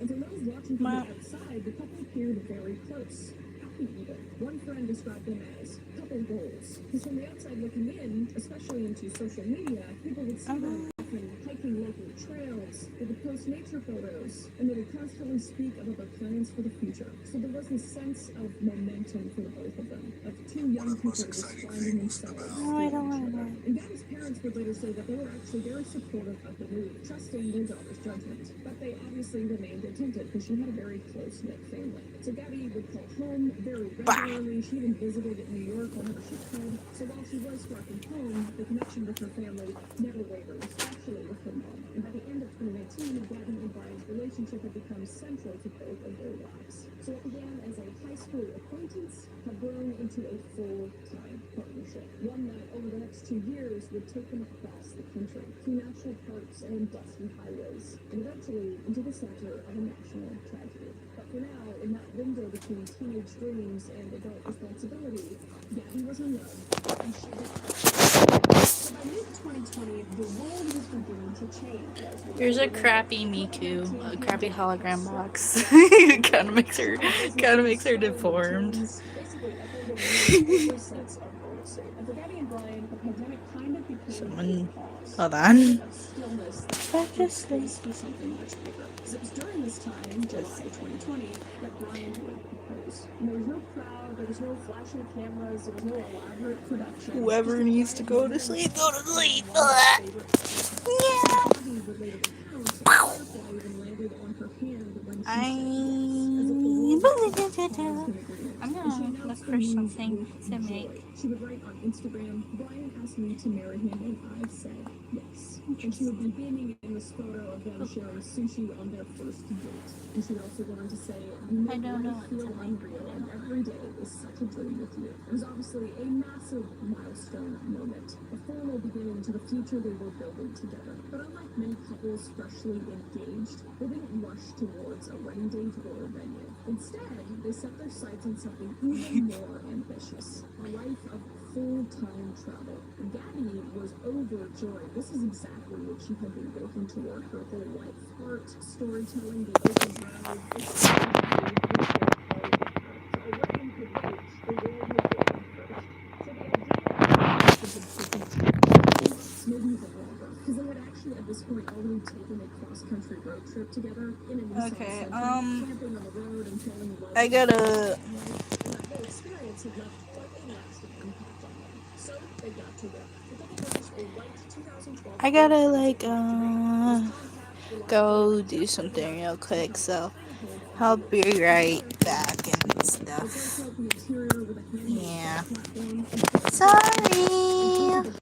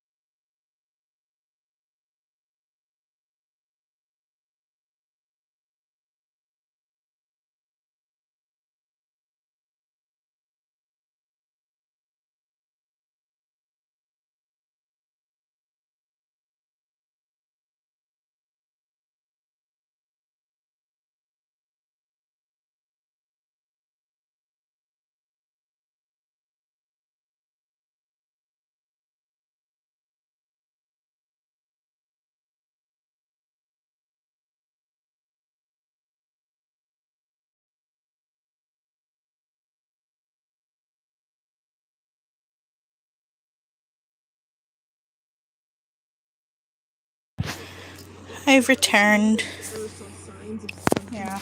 Gabby's best friend, Hold on. Davis, later described Brian as controlling and jealous. And according to Rose, Brian had a way of isolating Gabby, discouraging her from doing anything he didn't approve of.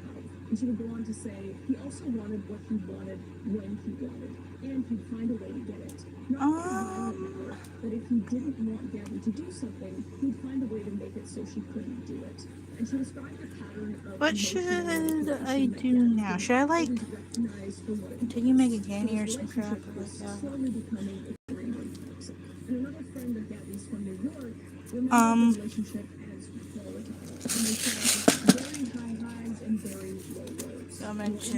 I'm gonna mention something. Because the stress of van life, confined space, constant travel, low breaks make everything even more intense. But Gabby felt pressure to keep their content going while managing everything else completely alone. And according to Rose, Gabby confided that Brian didn't want her to pursue her social media and blogs seriously. And Rose believed, quote, that's I thought this was like really cool. and then it went on. I'm just gonna randomly show you guys. I made me and my younger sister matching hair clip stuff. That is based on yeah. And then I also made this with these matching pins based off of yeah. And they're both based off of the Amazing Blue Circus, and yeah. Can I like pin this to him?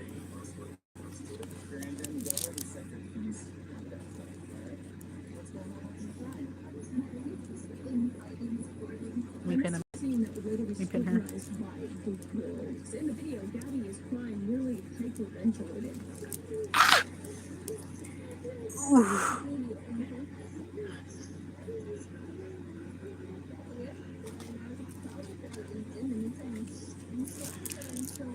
And she would refusal to the officer over and over again for herself for just existing, basically. And she would blame herself for everything. And Brian, by contrast, appeared very calm and Put composed. the things on him or her. I don't know.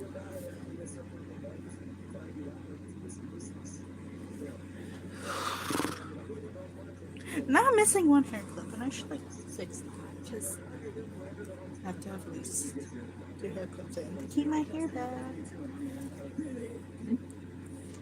What? Thank you. If I had my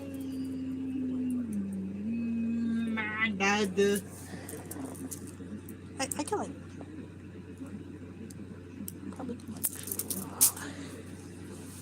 be right back again, 'cause I keep leaving.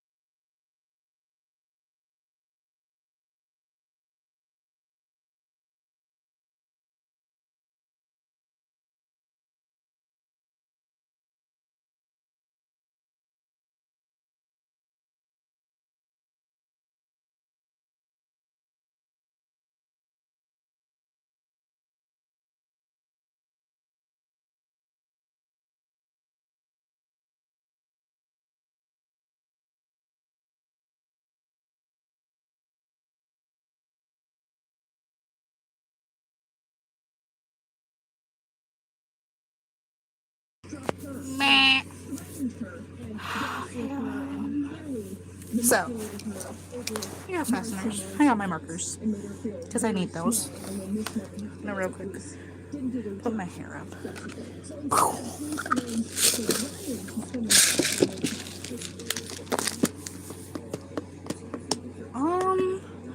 I don't have much to draw on.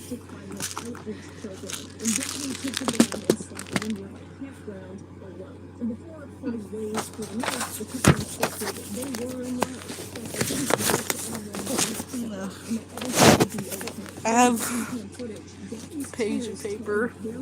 What should I draw? Her fear, her attempts to downplay the moment to protect Brian, even in front of police. I think I'll draw. I'm sorry. She just kept saying, I'm sorry. And it's honestly just heartbreaking to see because, like, knowing people that have been in these situations and being too afraid to get out for the repercussions if they actually speak up.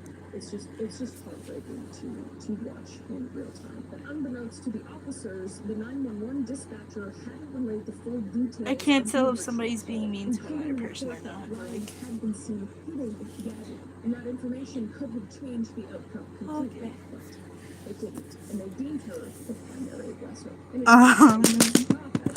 one night I'll draw. after weeks of building tension was a flashing red. A chance to intervene that just passed by. I'm really bad at drawing, in my opinion, so you're getting what you get. But something at this point had shifted drastically, and cracks were widening, and time was running out. So just 5 days after the emotional police encounter in Moab, Brian Laundrie left Gabby alone. And on August 17th, he flew from Salt Lake City, Utah, to Florida, according to his family. They're uneven. Brian needed to retrieve some personal items and close out a shared storage unit to save money. But whatever the truth, They look he was uneven gone to me. for Do I more than a week. Do I have an eraser or a pencil with an eraser? Right near She me. stayed alone and waiting, and while she waited, she I stayed don't in believe contact so. between them. And as we know, Gabby had long found peace in Dig nature in the and junk religion. drawer. She's been grounded in a And I city actually and pulled her out own the foreign drawer. and scary. And during the solo stretch, Yeah. on the 15th, Gabby posted Okay, what would be her first and only video to the couple's YouTube channel, Nomadic Static. And the video was simply titled Van Life, Beginning Our Van Life Journey. And it was a gentle, aesthetically edited look into travels up to the finish. I don't think I have an eraser pencil, so yeah, he'll just look like this for now. And moments of quiet joy between the two of them. And at the time, it felt like a hopeful start. But in retrospect, it became an eerie timestamp. The last creative glimpse she left behind. And on August 23rd, Brian would return. And on the 24th, the couple was seen That's checking got a out long neck.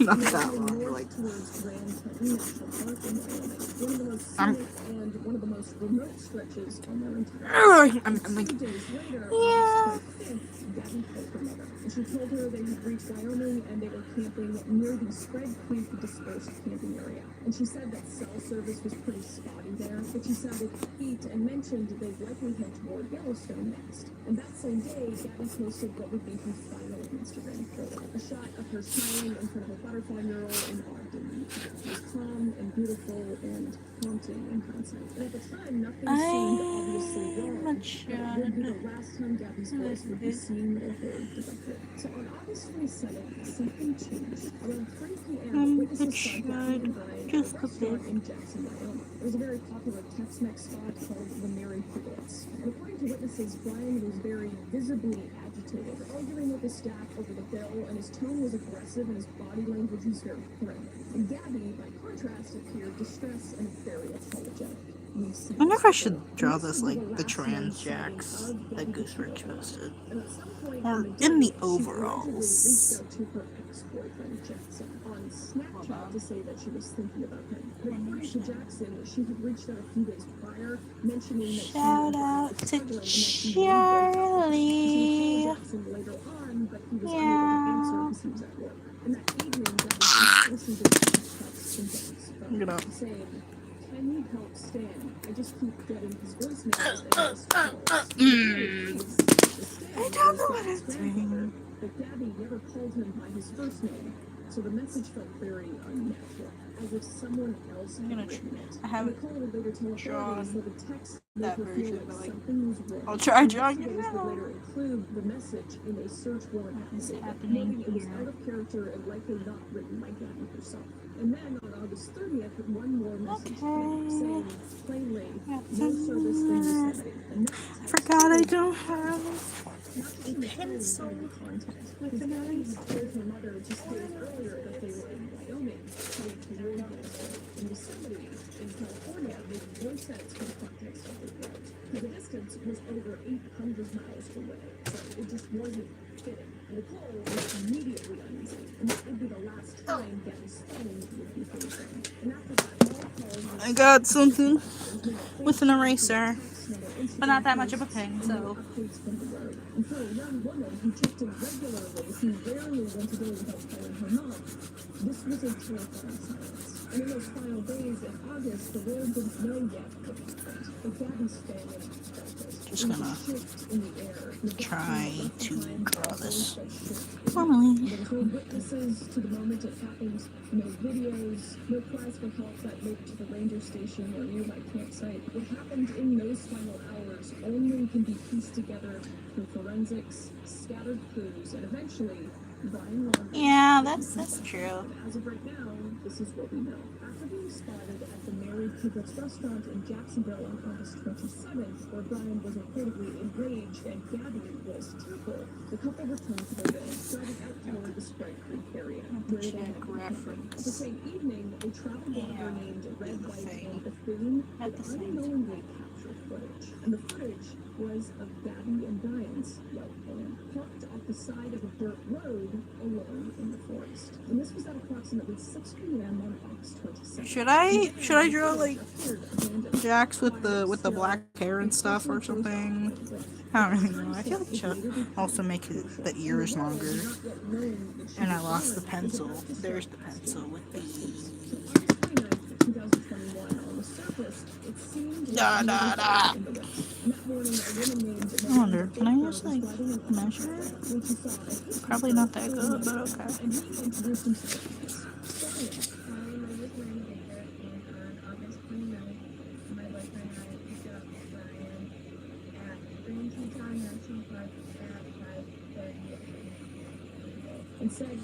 It's not that good, but like. $200 for a 10-mile ride, and she agreed. At first, the conversation was very polite, but when she mentioned that she and her boyfriend were heading to Jackson Hole, Brian visited her.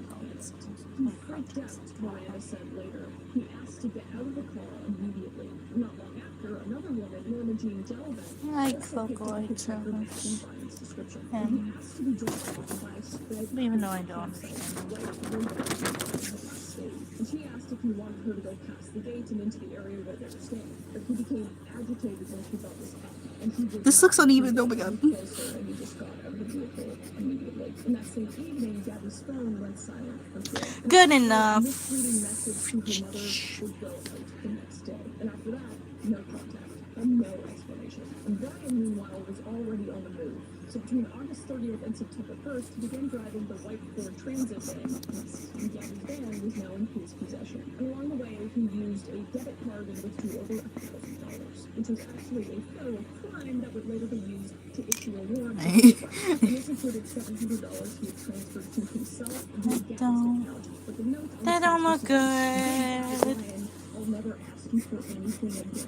The guy's insanely stupid. Messages were also sent between Brian and Gabby's phone during the time, but the timestamps painted a picture that this was Brian's attempt to establish an alibi.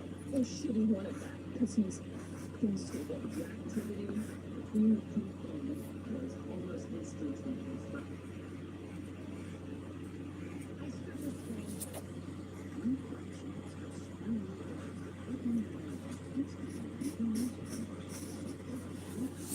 Every time.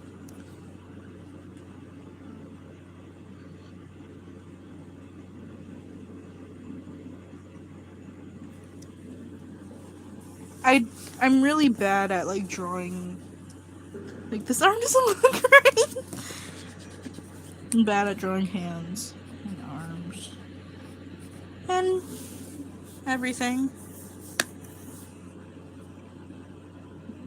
No, I'll fix this. I'll fix this. I'll fix this. I know how to fix this.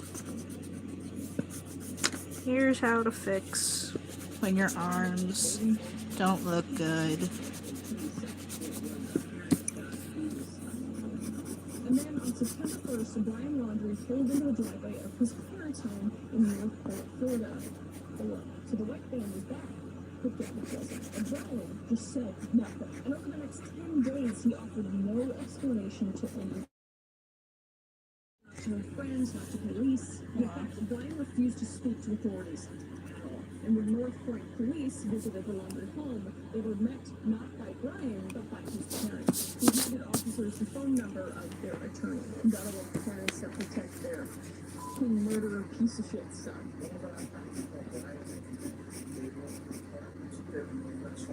And Gabby's family obviously began to panic at this point. And then, in a strange twist, the Laundrie family, Brian included, reportedly went on a camping trip to Fort De Soto Park from September 6th to That September. bug on me.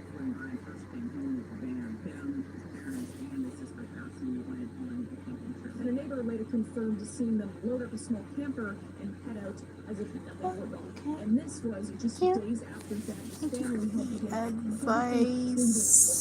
to find Gabby. Meanwhile, the white van, the one so often featured in Gabby's Instagram posts, sat in the Laundrie driveway. And authorities would later seize it for forensic analysis. I don't So know on September 11th, what to more say than here. 2 days of silence and growing desperation, Gabby's parents would file an official missing persons report in Suffolk County, New York. And North Why does it look Point funny? Brian Why does it look expressed funny? interest a few days later, but still, no cooperation and no answers. And then another twist happens. Because on September 13th, Brian told his parents he was going for a solo hike nearby the Carlton, Missouri. It was a sprawling, swampy wilderness stretching over 25,000 acres. Okay. So he took the family's Ford Mustang to the What fit should he be drawn in? And days Like, would pass and Brian would not return. But strangely, his parents didn't report him missing right away, which is so strange. And it wasn't until September 17th, 4 full days later, that they informed police Brian was gone. I'm gonna look at something. And they said that they had retrieved the car Hello. from the reserve but hadn't seen him since the 13th.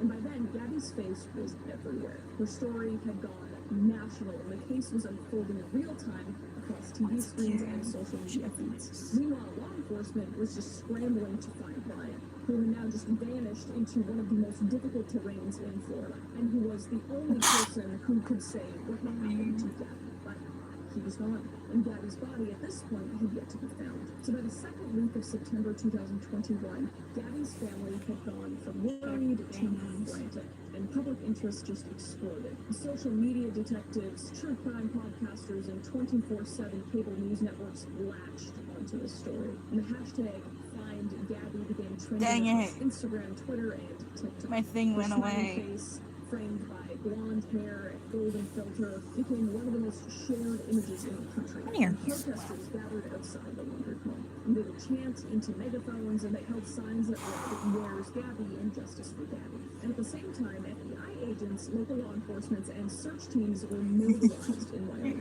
And with the help from cell tower pings and digital tracking and eyewitness accounts, the search narrowed into one location, which was Spread Creek Dispersed Camping Area, east of Grand Teton National Park.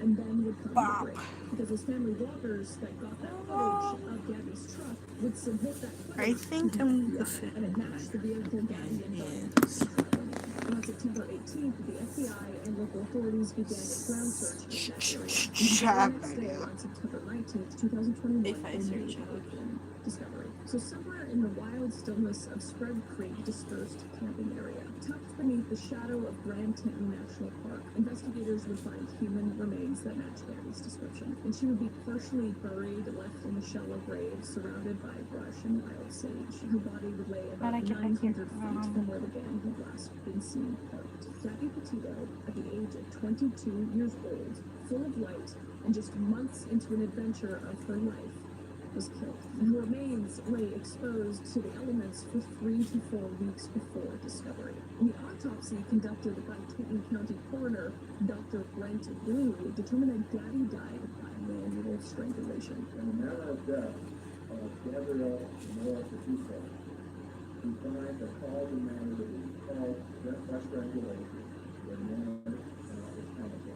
he added that her body had likely been exposed to the elements for 3 to 4 weeks, and that the time of death was estimated at around August 27th, the same day she was last seen at the married couple's restaurant. Just a very brutal and intimate act requiring sustained force applied by Jones. The report also noted blunt force trauma to her I'm gonna draw him. just further evidence to a very violent and very personal assault.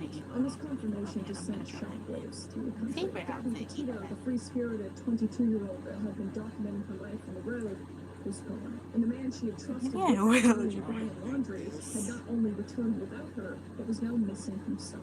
And news of Gabby's death sparked an outpouring of I grief. shall draw The like memorial that. grew rapidly outside the Laundrie home, with Maybe mourners the leaving same. flowers, candles, and photos. And in Blue Point, New York, Gabby's hometown, a candlelight vigil lit up the night as hundreds gathered Okay. to honor her memory. So Gabby's story has become a cultural flashpoint. Do not I just want because to of be the tragedy, evil? but because of how quickly Draw him in the rapidly maid it outfit. spread. And some commentators praised the mobilization of online communities in helping locate her, and others criticized the disparity in media attention compared to the hundreds of missing persons, especially women of color. So we're talking about peanut butter in the chat. Still, it is said that the reality. I accidentally turned off my tablet for a second. Brian Laundrie was on the run. So the search for Brian Laundrie became one of the most watched manhunts in modern American history. And by the time Gabby's body was found on September 19th, 2021, Brian had already been missing for nearly a week. According to his parents, he had told them on September 13th he was going on a hike in the Carlton Reserve, as we know. But that delay in reporting him missing after 4 whole days raised some questions. Why wait? What did they know? And had Brian really gone hiking, or had he used that window to disappear? So authorities could only go off what they knew, and they would launch an extensive search in the Carlton Reserve, deploying divers, K9 units, drones, and ATVs. And it was a very unforgiving landscape. It was waterlogged, snake infested, with terrain that could swallow evidence in hours. And as the days wore on, I totally didn't just give him at the eyelashes. same time, public pressure was mounting. Protesters continued to camp outside the Laundrie It took me so signs to up sign and outfit for no chanting reason. bullhorns. Across the country, people speculated, theorized, and tracked every development in real time. TikTok videos went viral, analyzing every angle, and police body cam footage was dissected frame by frame.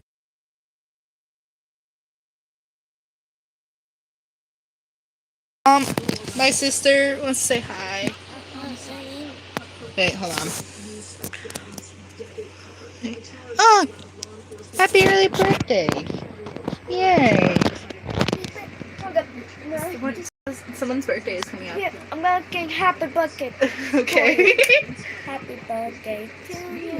Happy birthday to you. Happy birthday, dear whoever you are. You look so beautiful. Good for you. Okay. You can go back to sleep if you want. October 20th, I accidentally woke my sister up. I know you're tired. Okay. Guys, what should I draw next? That, because we have lyrics. I don't know if I want to get this.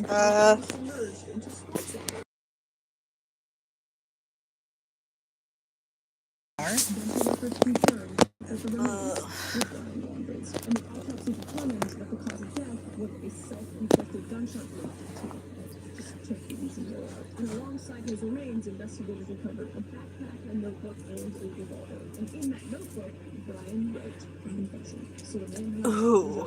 and the only person of interest in Gabby Petito's murder was now dead. But the story wasn't finished yet. There were still questions. What had happened on that trail? And what did Brian's parents know or tell him? And about how the system failed a young woman who was crying for help long before the world heard her. So for months after Brian Laundrie's remains were found, investigators sifted through every piece of evidence recovered. I'm just looking at chat because I don't know what to do now. I'm gonna draw Oh, that's sad.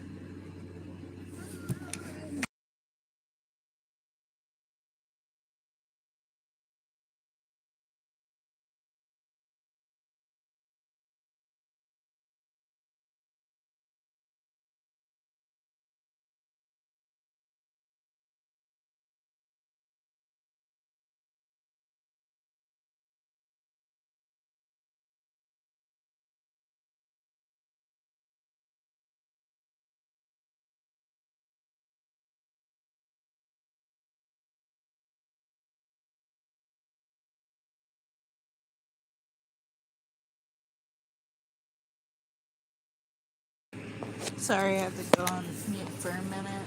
I don't know.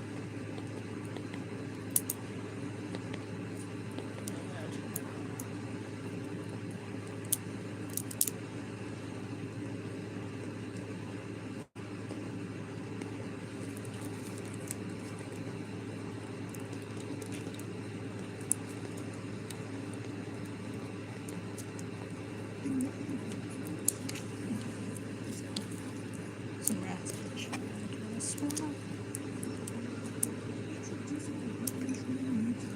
I'm gonna draw my character.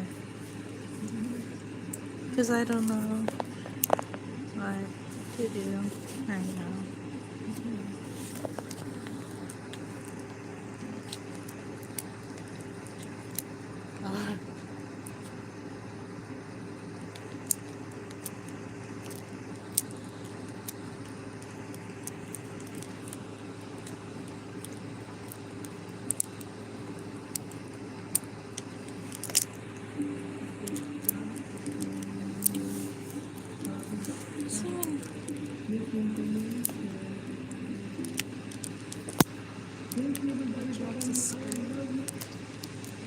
This or not?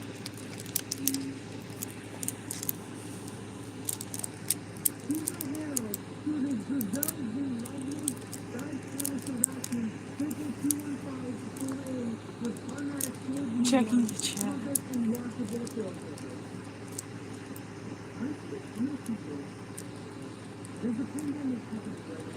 I'm gonna.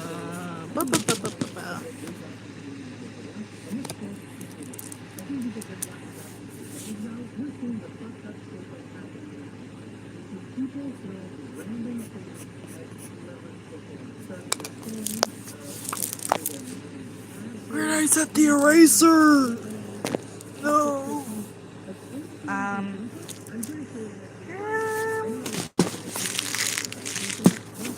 I think I lost it.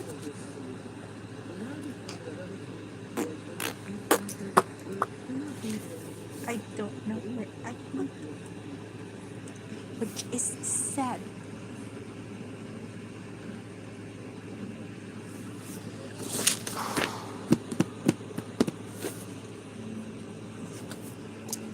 No, actually,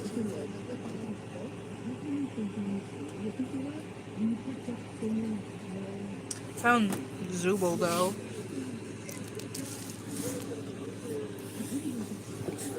Is that a good thing that I found?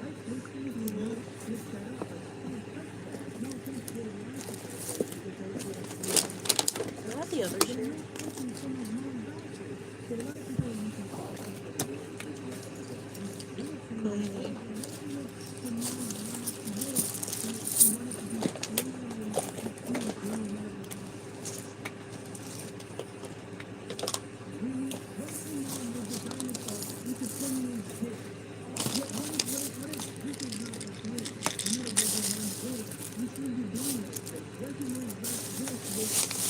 I'm looking for the other little guys I have. I can't find it. Oh, sad.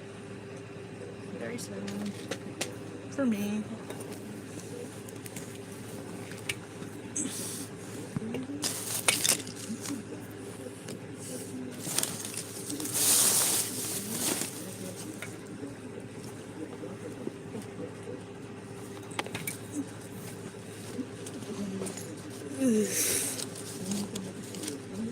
Make sure it's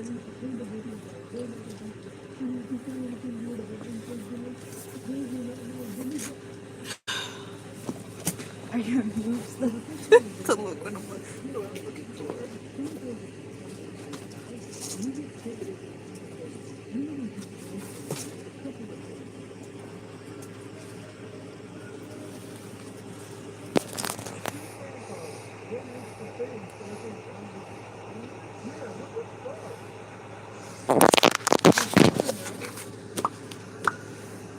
I also have finger.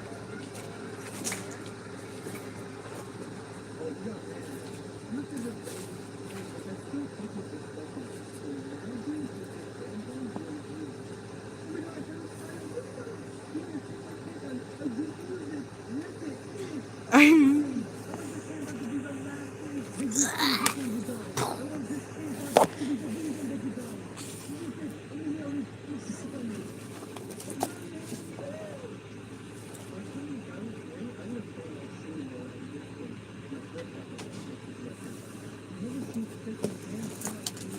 What? So I don't lose them again, they're going in the box of doom. Where's the other ones I'm looking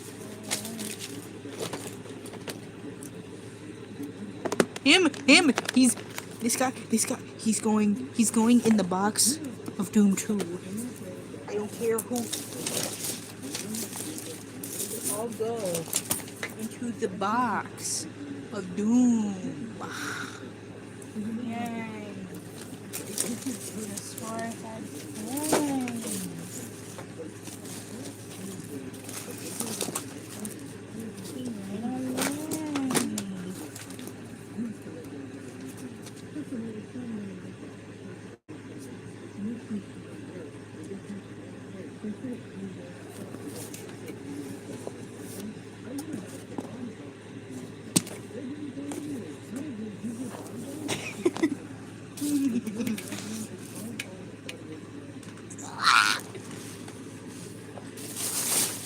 Kane cannot hide from me much longer.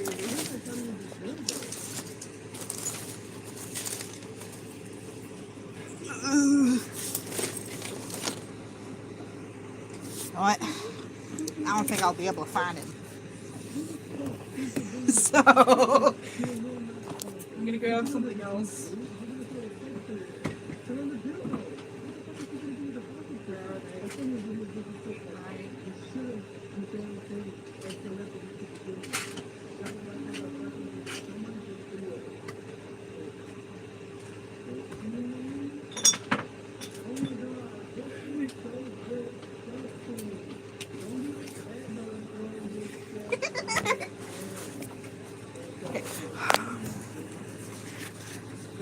Queenie. We have Booble. One box. Moan. I don't know where the sun went. Ribbit. In the box. They die. They're all gone. Goodbye. And I don't know where Kafma went. But he went somewhere. If I didn't have such a messy room, I would find him.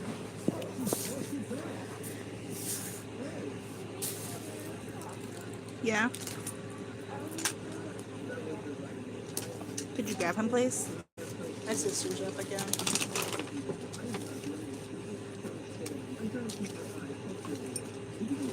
I seriously can't find Kane. I don't know where he went. But he has to go in here too.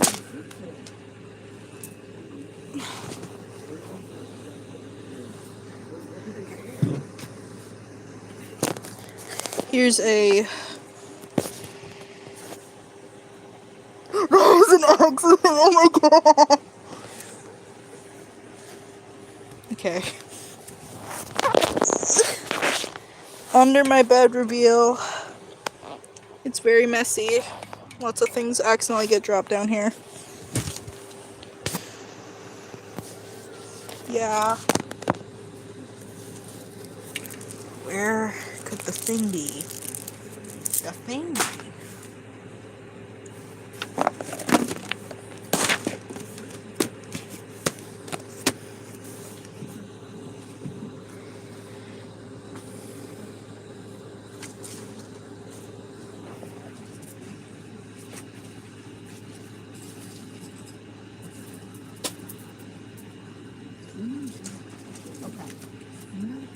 gonna do.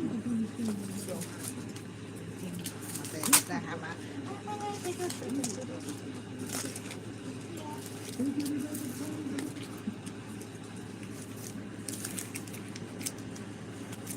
sad part.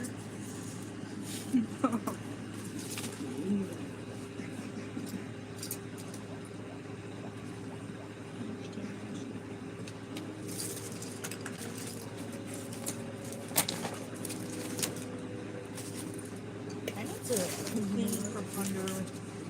I need to clean under my bed sometimes.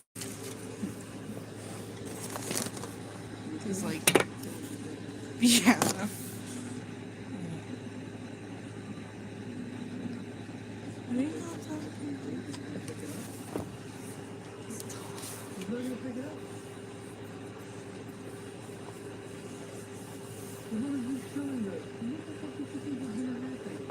I see my freaking hamster.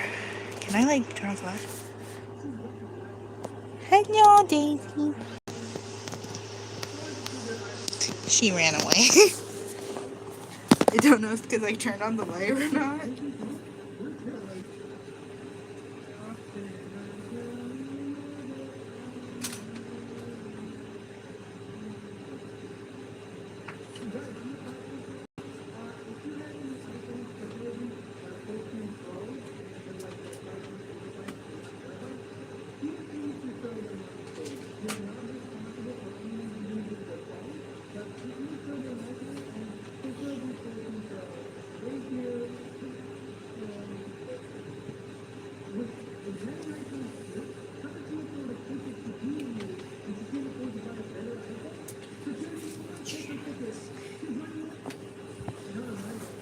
Found Cosmo.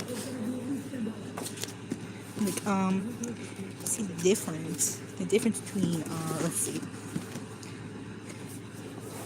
Difference between, them. Sad. Jax. It's Bozo. Didn't brush their teeth and he has his dogs out. He's not fully dressed because he doesn't have a shirt under his overalls. Well, he has an epic hat, luscious lips for smooching, shoes, and is fully clothed. Yeah. Anyways, let's see.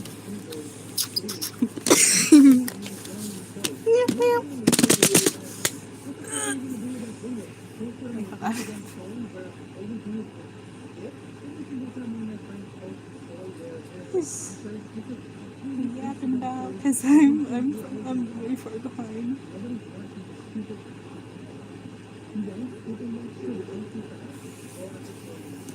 Yeah, let's see, Pompour.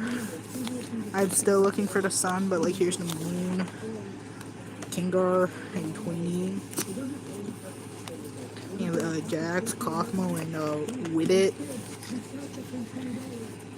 And Boogle. And Agatha. And Gangle. Where did the Double go? Booble. Zooble Booble. There you go. Yeah, and here's Zooble too. I don't know where Kane went. He went somewhere. He went on his very own adventure by himself. I can't find him. Or the sun. Now we're in forever pitch darkness without the sun. Yeah, no more light because the sun's not here. Kidding. Turn the light back on. Yeah. My plushies are falling. I gotta fix them. This ain't even really plushy, and this isn't real plushy. That's Kandi. What shall I do with the tiny geezers I have?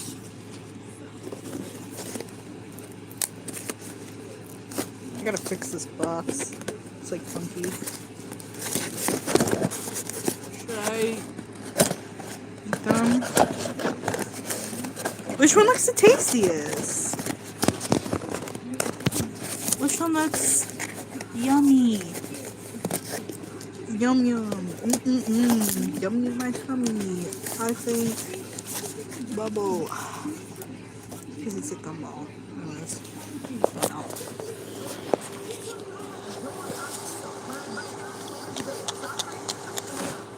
I ate him.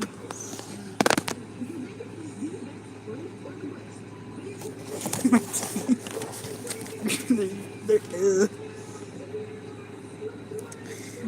just ate both. And then like they'll get the box of Doom back and I'll put them in there for their crimes.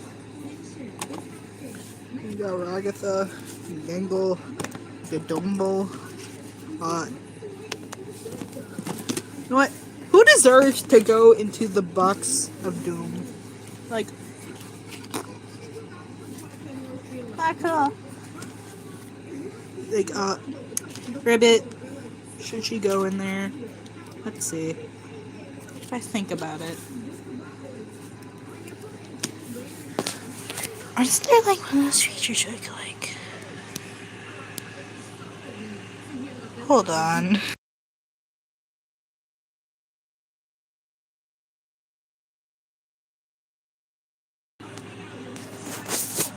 What's this? Holy. Okay, so who goes in there? Pomni, yes. Pomport. Kinga, yes. Gangbul, yes. Ragaga, yes. Jackpa, yes. Digiba, Kaufmo, no, he's too cool. Queenie, yes. Yeah, this one, Ribbit, yes. And Zool, yes. They are all going in the box of Doom, but I must go acquire something.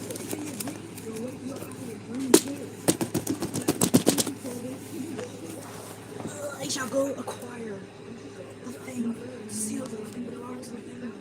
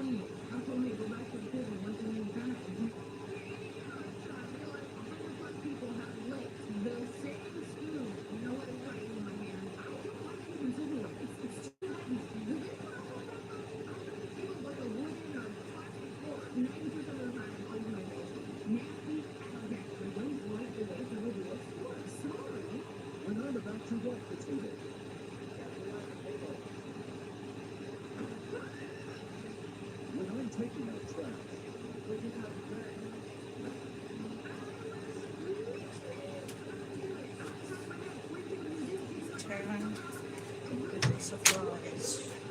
Seal them in. Like that.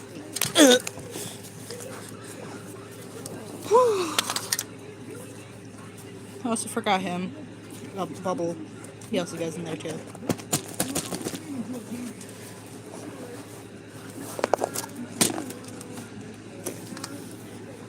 He shall be sealed in. Kaufmo? He's not going in there. Cause he's the chillest dude. He's the best dude. I don't have regular tape, so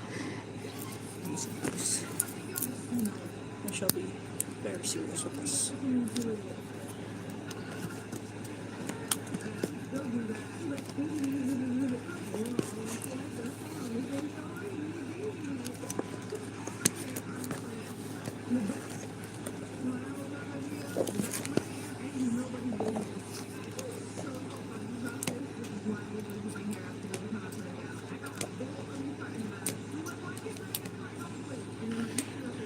Still cutting 5 years later. Yes, Kaufmo is here because the others got sealed in the box of doom. Not.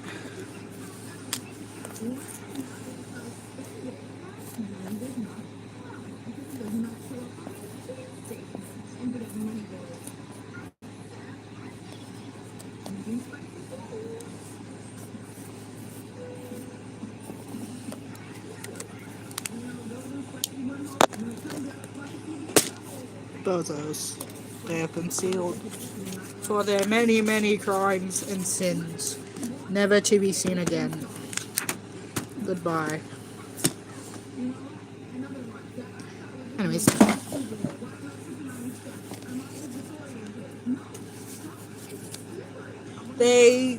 Kaufmo has been spared because he is the best in the circus and he should have been able to escape.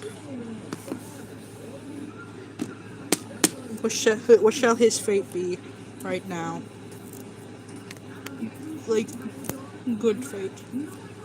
Because he's good. He's good.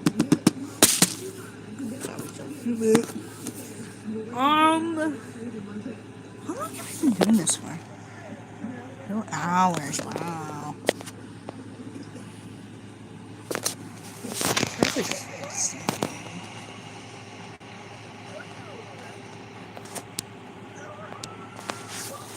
I feel like this has turned into more things than just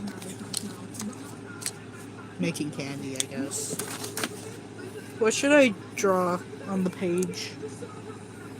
If I knew where I put my pencil. Which I don't. Hi, I lost my pencil. Oh, I found my pencil. Yippee. Yippee, yippee.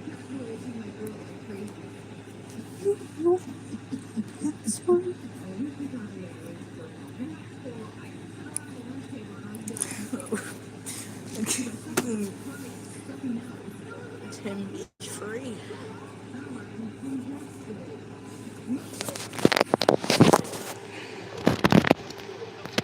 The box of doom where the many, many circus members have been put inside was punted across the room, and now they sit outside the door.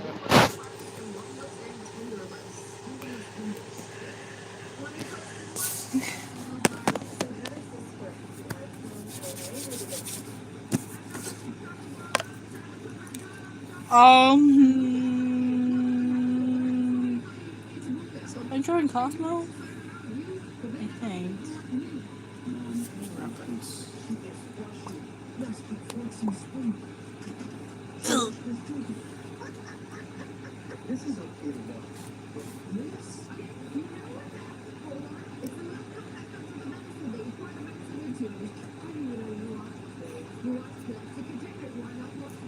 Shucks. I know we don't get along, but I don't know. I have the singular line here.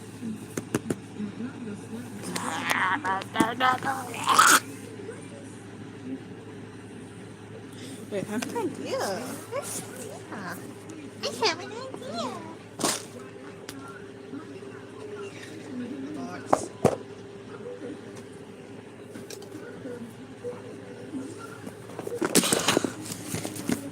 Box. Box torture. Could be.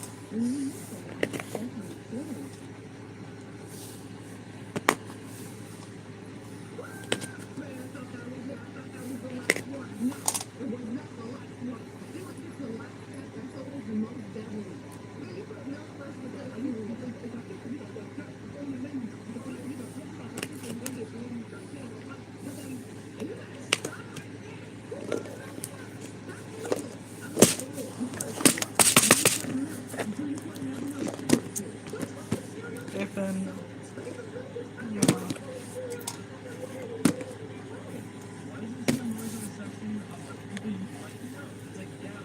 Where's the brick?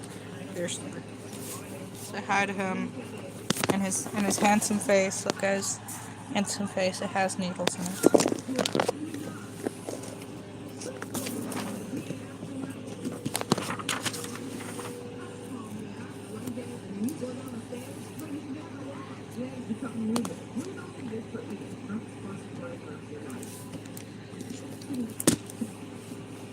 They've been put in the torture box of doom. They are now getting stabbed with needles on the daily.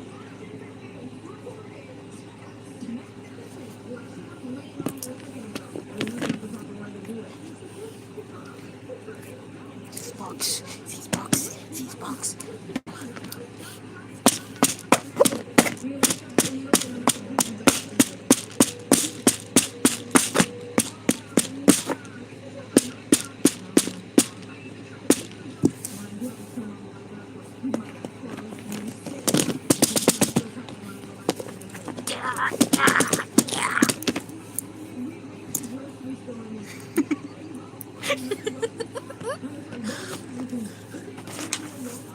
Frickin'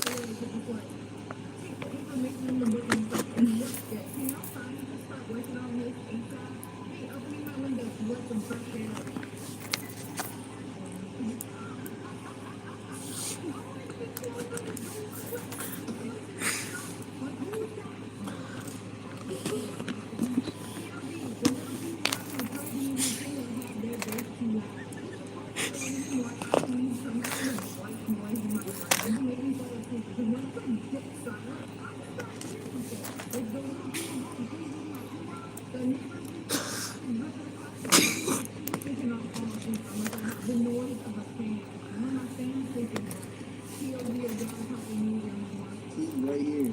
Right there. Right here.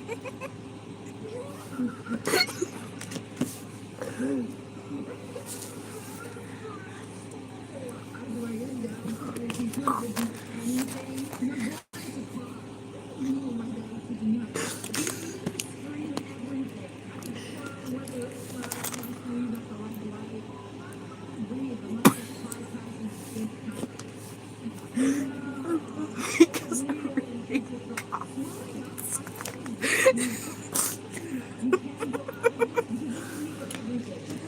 My eyes burn.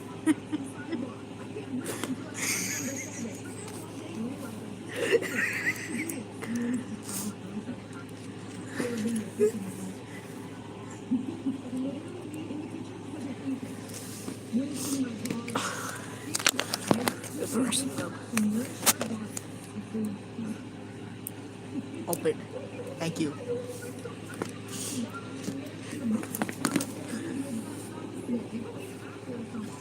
What else?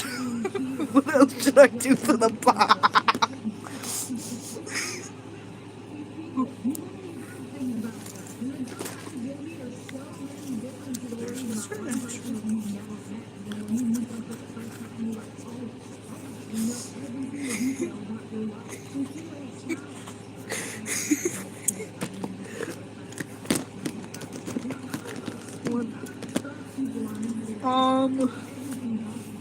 What more could I do to the box?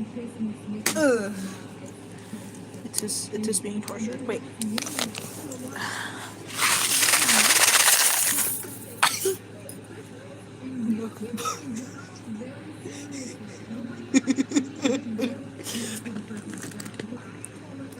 Kick away. No.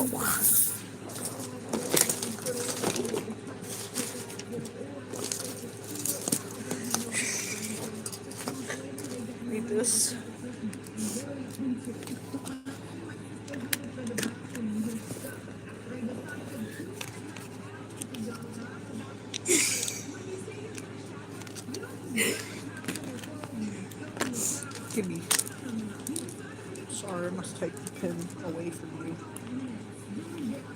Ah, there's a moth! I found a little moth!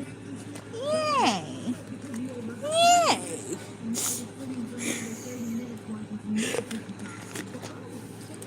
Here, you can sit down. Oh, don't touch the moth. Don't touch the moth. Moth is safe. Look, there's a... I think this is a moth, if I'm correct.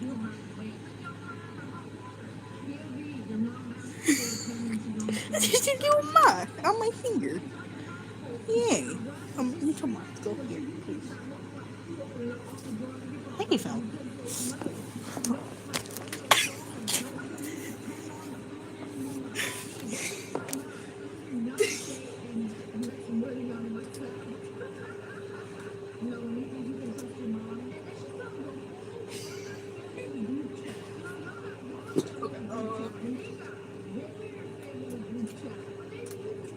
Oh, okay, thank you. Pins.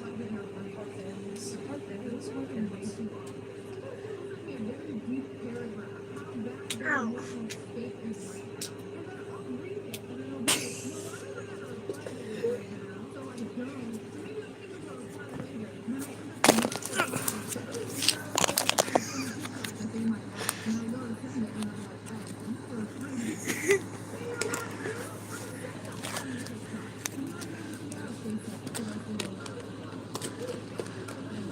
Put all the pins I own in here.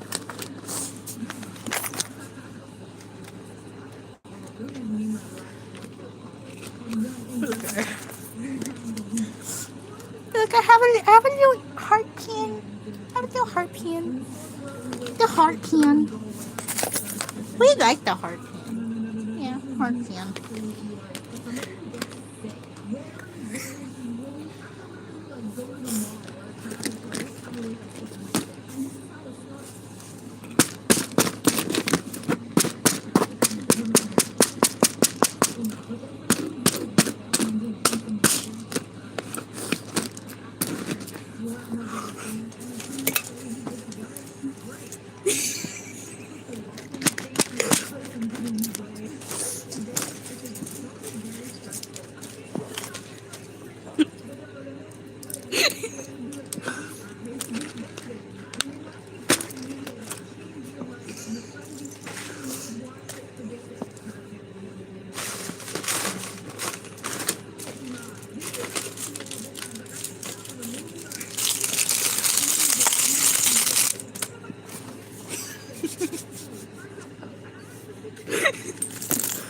Isn't it beautiful?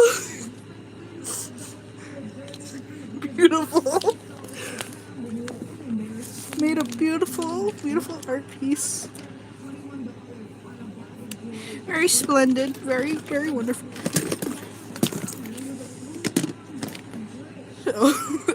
Oh, have to take out the pins. Not the pins, the needles.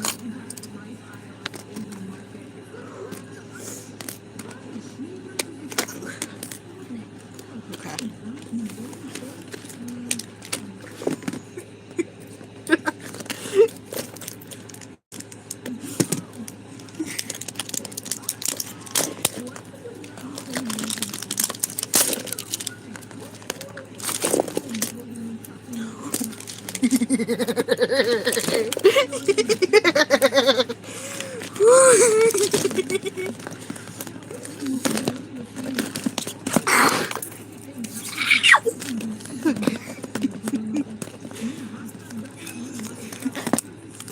It's sticky from the tape I used.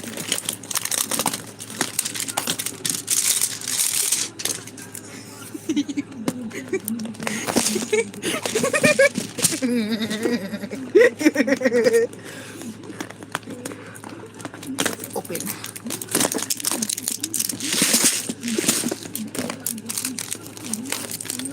Getting dangerous sharp objects everywhere that I'll have to clean up. Okay. Where's the open? Oh, inside the open.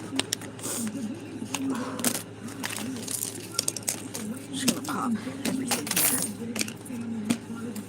Because they're going everywhere.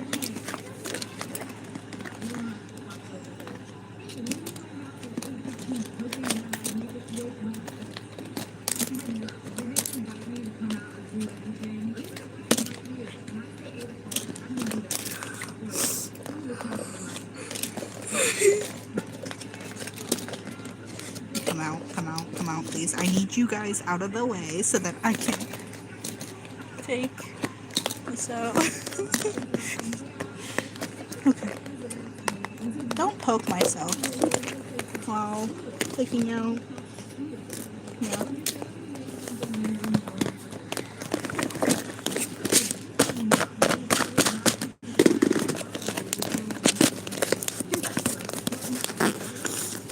Are they okay? Are they fine and safe?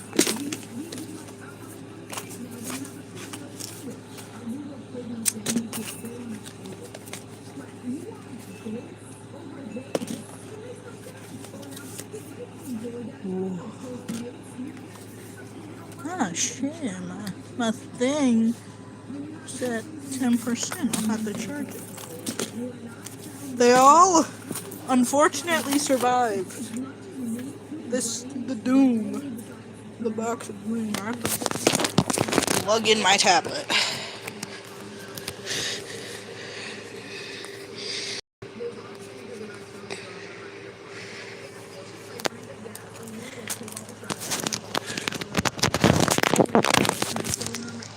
This was not supposed to happen.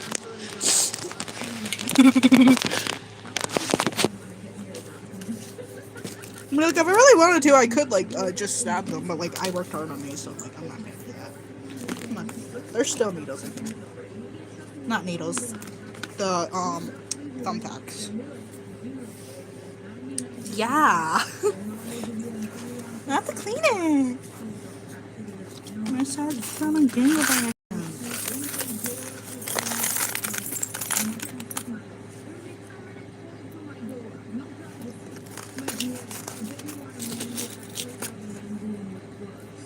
Now, what if I put an actual, like, something that isn't flat in there, into the torture box, like 3 or Jax? Who will survive?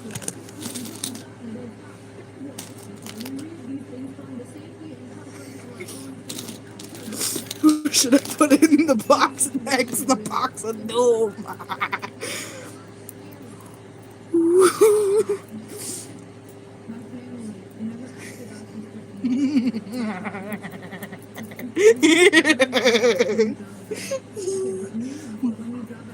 Set those there. Make sure I have them all. Otherwise my sister's gonna step on the oven. Her foot. Bye. Okay. First of all, I'm just gonna peel off the rest of this. Okay. Who's gonna go in there? Let's see, who do we have? Let me just fix this real quick. We'll put the goobers through immense violence and see who survives.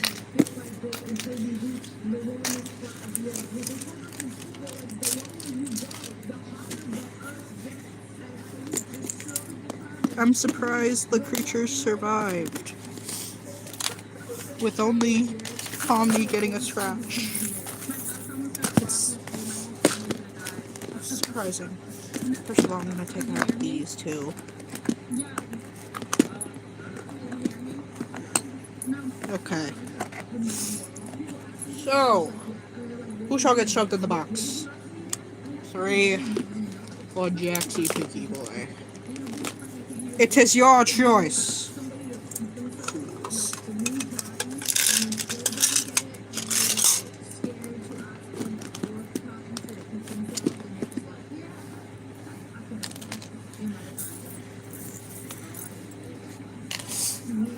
Put Jax in the box?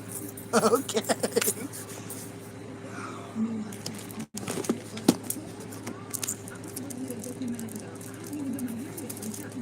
Jax shall be going in the box. He may meet his fate. We shall see on this very day.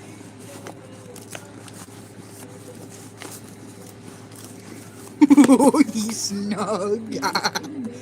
He's snuggy. Like a buggy. Like a buggy. Will he even shut into the box?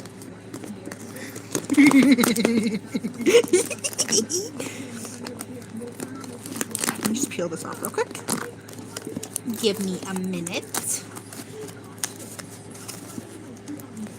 You're so excited.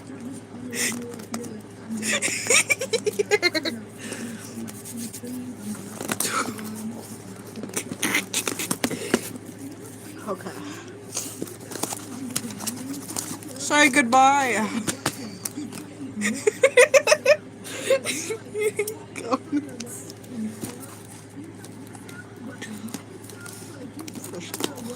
It's taped in the box with sticky tape.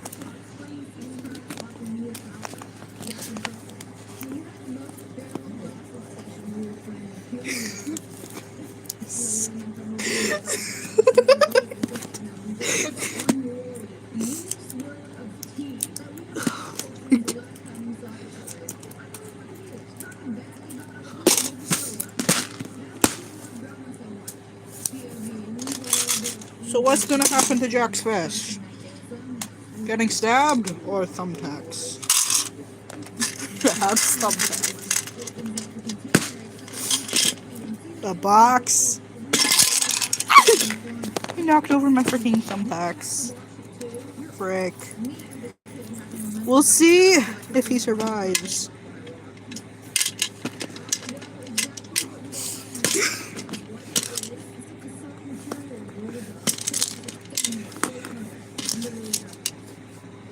Do I really want to put thumbtacks in first, or do I want to stab it? Start piercing the box.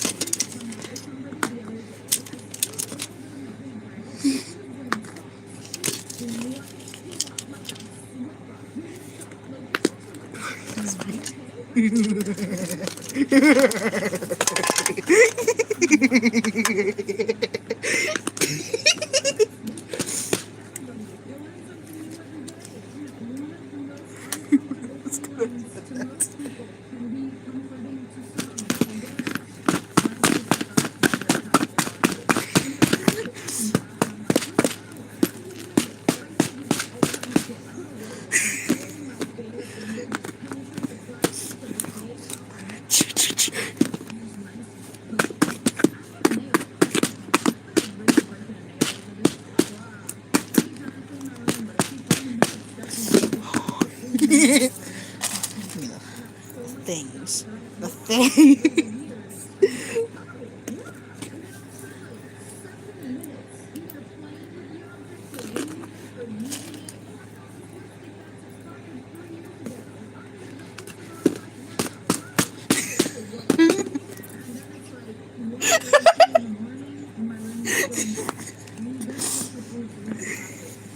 Yeah. Put the needles in.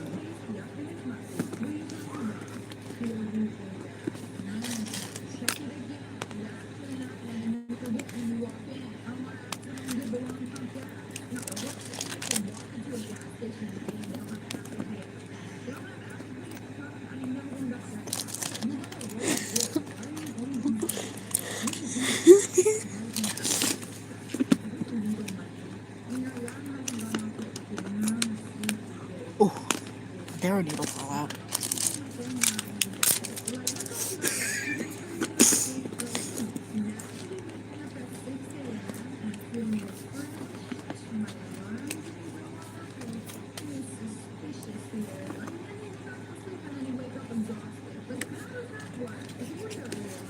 Put the pins on there too. Splendid.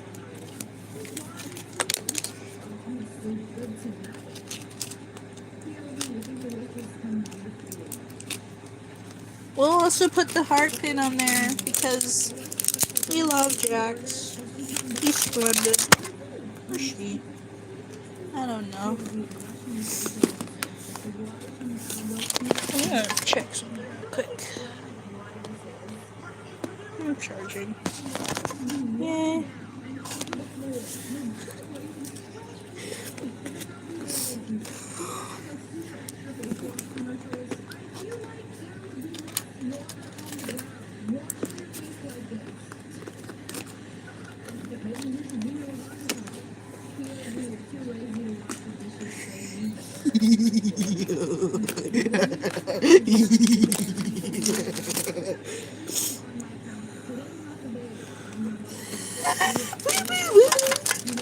Oh, Nemo, Nemo. Get this down right here.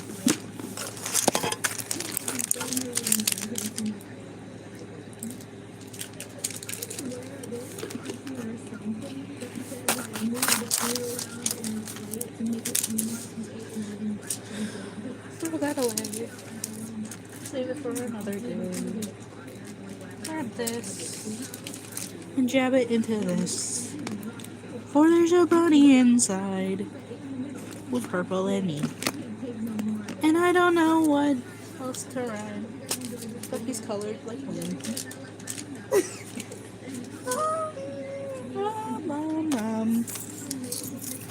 What else? We have more of these. Die.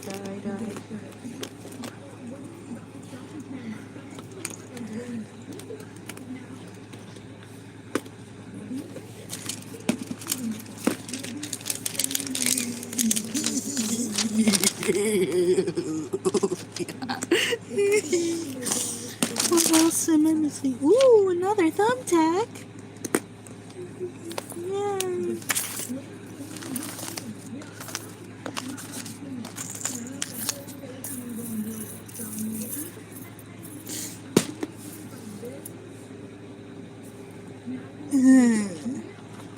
Throw the box. I threw the box.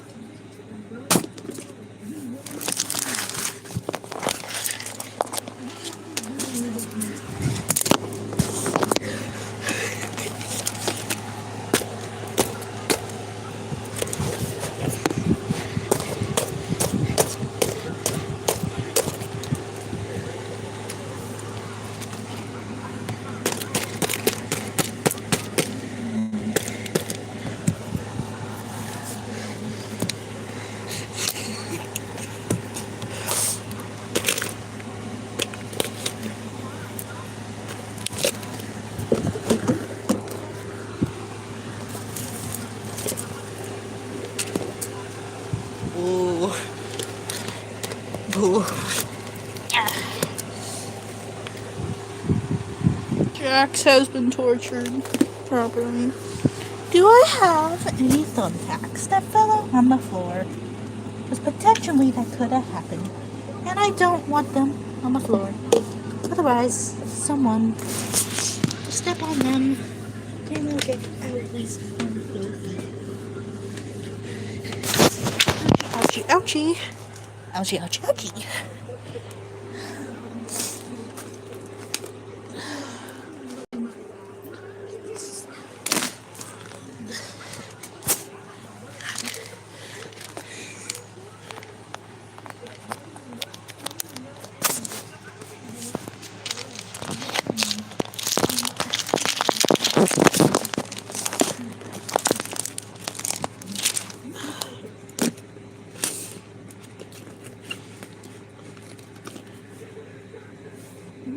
Oh, we're missing a needle.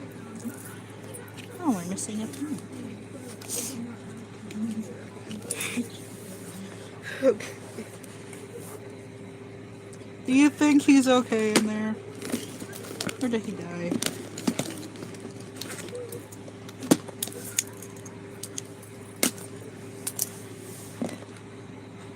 We got that.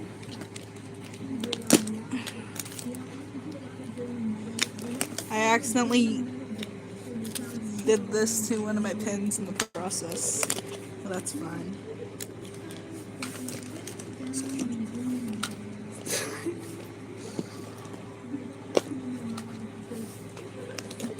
Splendid. We'll see what happened to him in the end.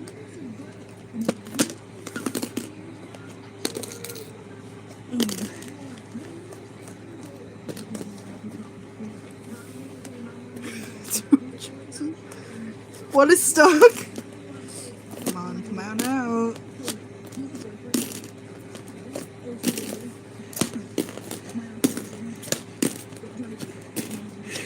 see what damages he got.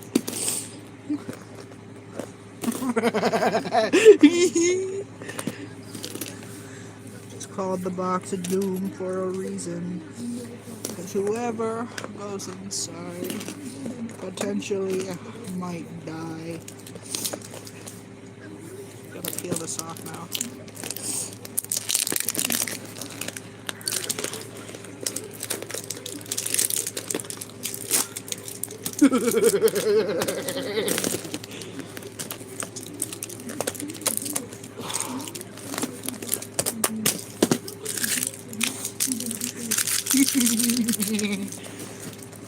Oh, Jaxie boy.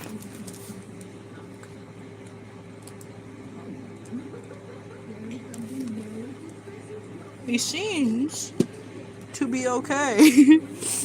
Except for a needle in the necklace part of him. Let's see. He got a hole on his pants. What else is there? What happened to me?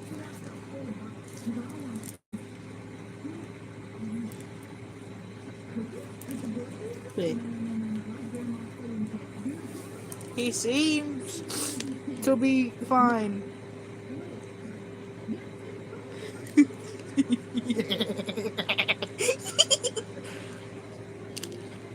He's alive. He's alive. Is that a good thing or a bad thing? We'll never know. Why do I feel like I'm losing, like, needles now?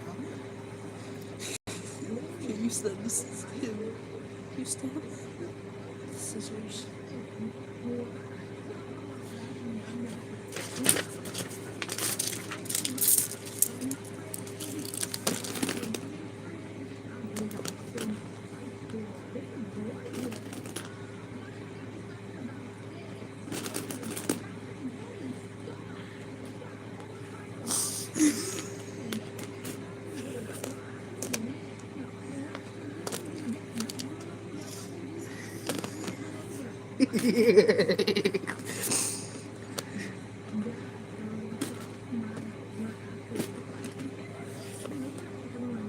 Y'all like Jax's not?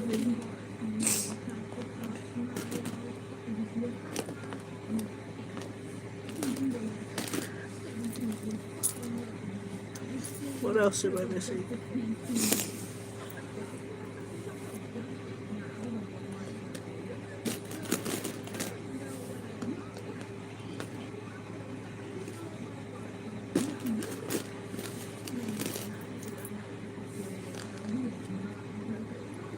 It's gonna be my I'm gonna make him the doll I use, so that when I need a needle, he'll have the needles in him.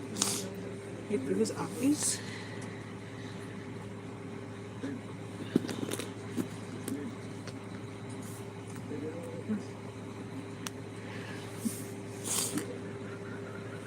I'm gonna give him piercings. Yeah.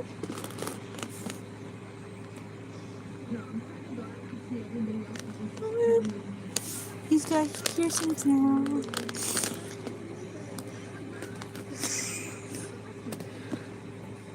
Right here. Right here. No. Yeah, thank you.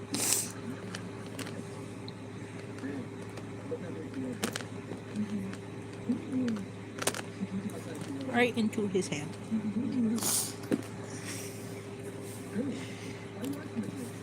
Ooh. No more feet. No more feet. You lost your feet, privileges. Privileges.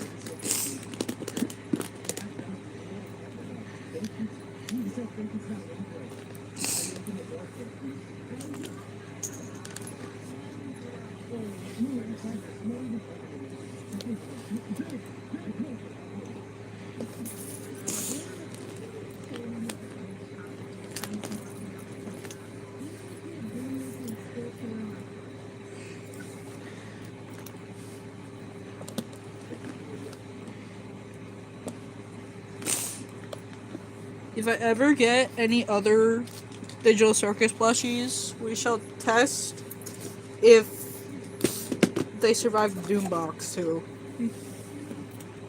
But for now, it's only him.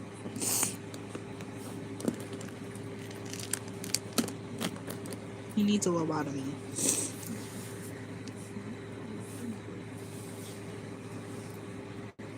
Check the needle, check the needle. Yeah.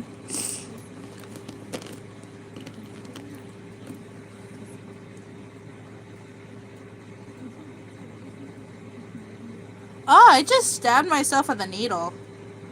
Wow. I got one layer.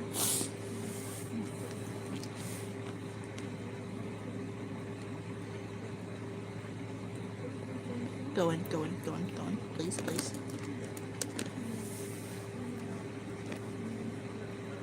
Yeah. We're gonna on his butt.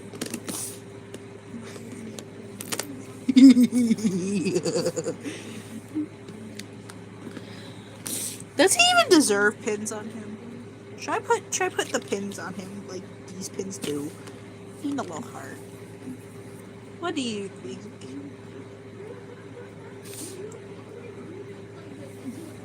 Cute off his feet?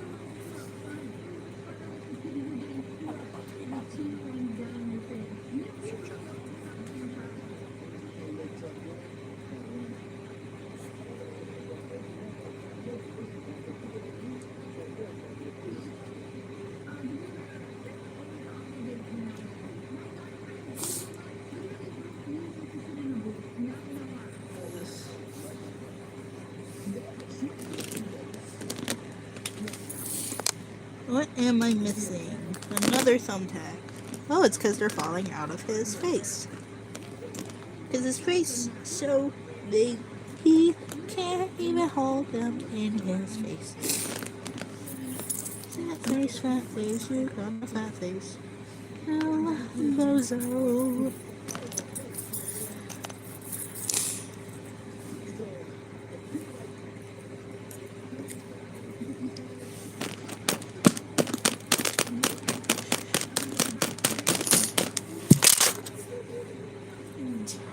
Want me to pull him to the ground?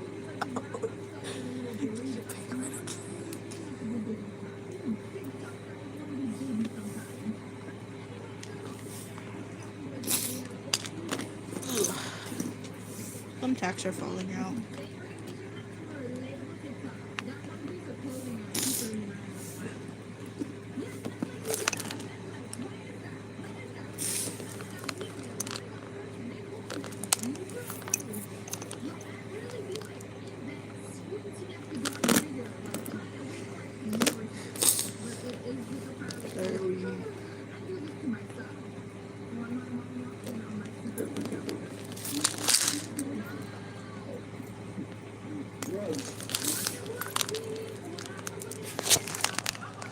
Here's an idea. What percentage is my tablet? 16. I have time to do something. I have time to do something splendid.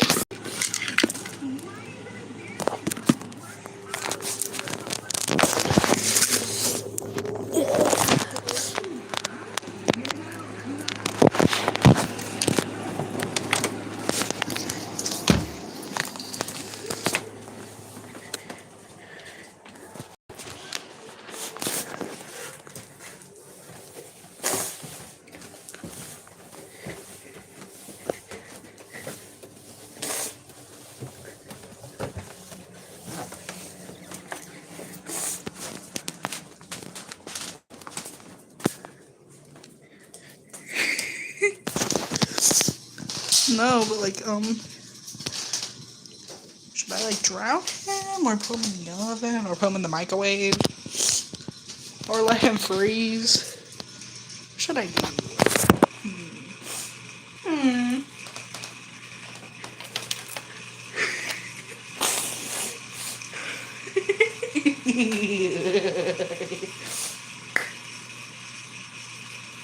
Excuse me.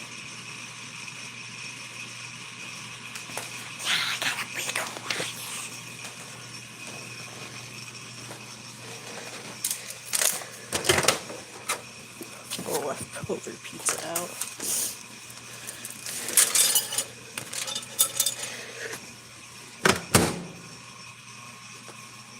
I don't think I could put it. I don't think I could turn it on while he's in here, because he has like metal and stuff. Wait. I gotta be quiet, guys, but like I'm not being quiet. I'm not being quiet.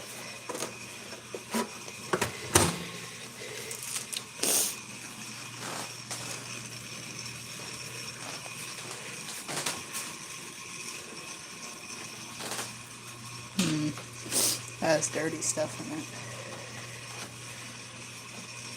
it. Yum. Give me a second. Please.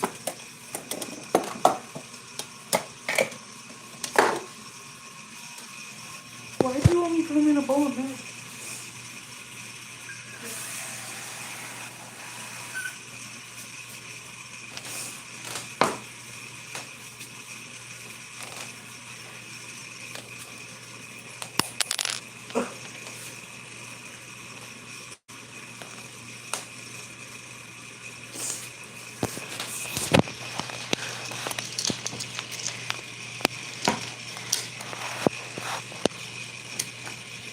He's drowning.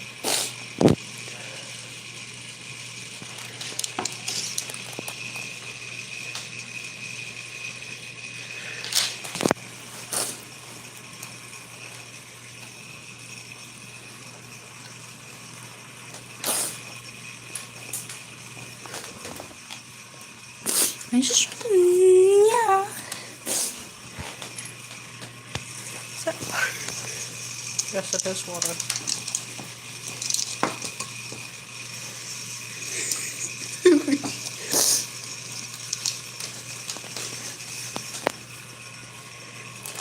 His ears are floppy now. I did not want to mess up my two plushy spells, so like, yeah.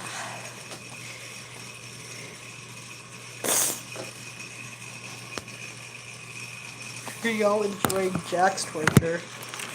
Oh, I'm gonna squeeze him out. Yeah, my plushy, I can squeeze him out.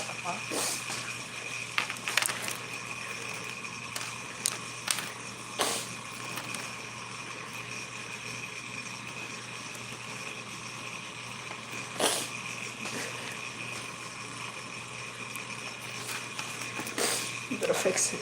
Put the needles back in. Let him die.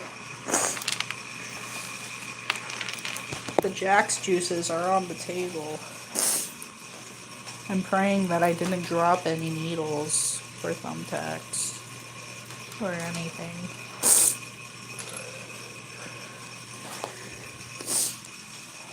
I have an idea on what's gonna happen next.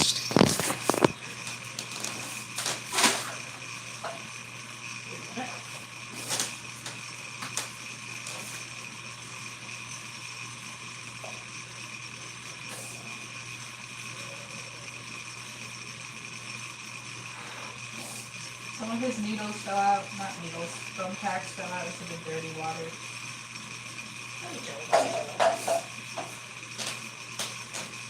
Why am I still up? Why am I still doing this?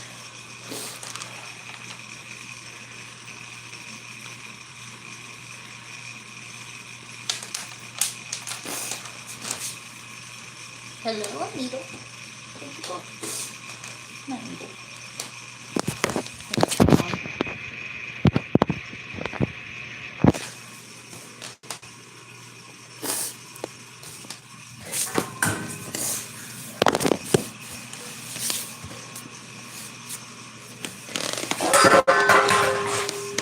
I found it. Yay! I'm gonna take him back upstairs because I have another idea. What I'm gonna do to him.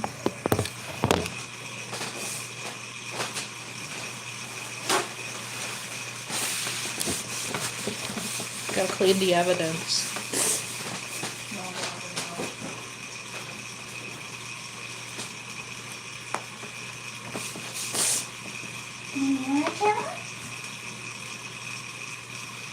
I did not see any. It's okay. take the creature upstairs.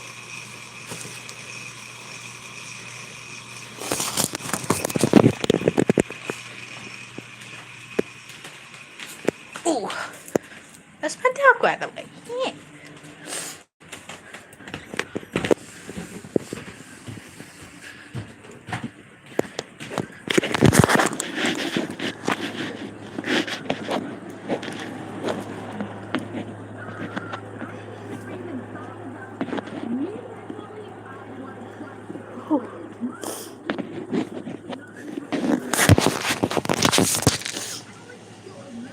Okay. Blow my nose.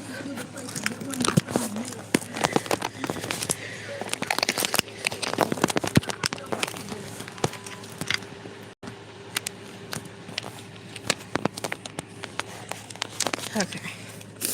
Now we're back here. There seems to be 2 needles that I was missing. Two safety pins. This is not very safe.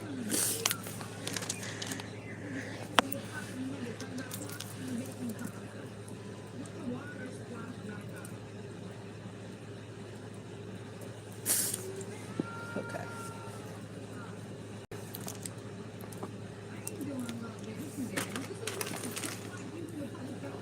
Let's do this.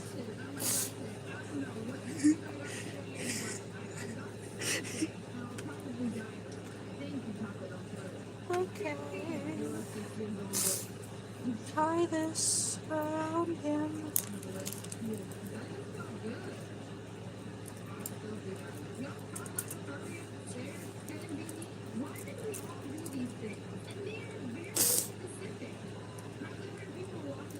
My nose is so droopy from laughing.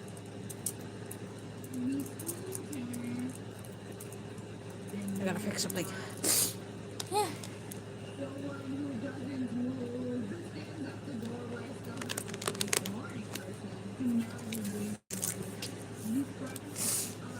See this guy? He'll be next. He'll be next someday. He'll be next. You won't know about it. He's gonna die someday. Okay. Here, Pookie, take your ball back.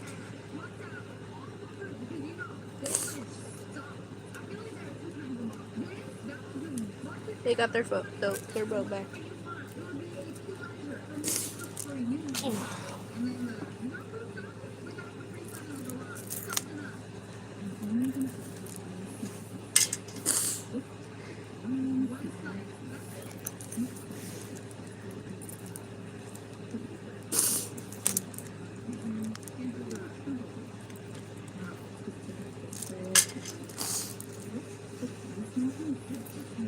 What is happening? I fix it.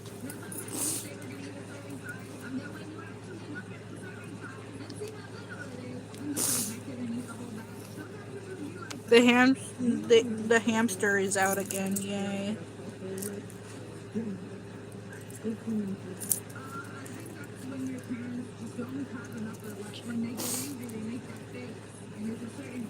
Okay. Now we go. One. Huh? One.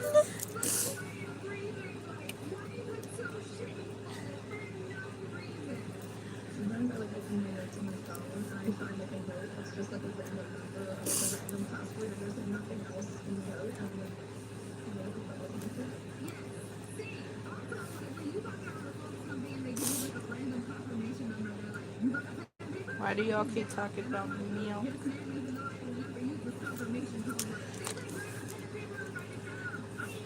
And last time. Okay.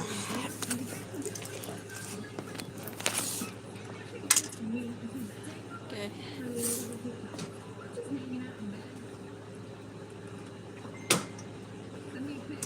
Ooh.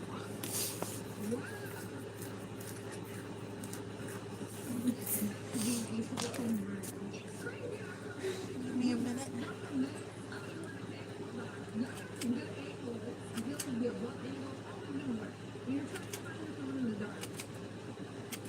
literally everywhere on the phone. So where is it? Where is it? Where is it? Come on. This is so annoying to watch. Let's chits. I literally couldn't even find it.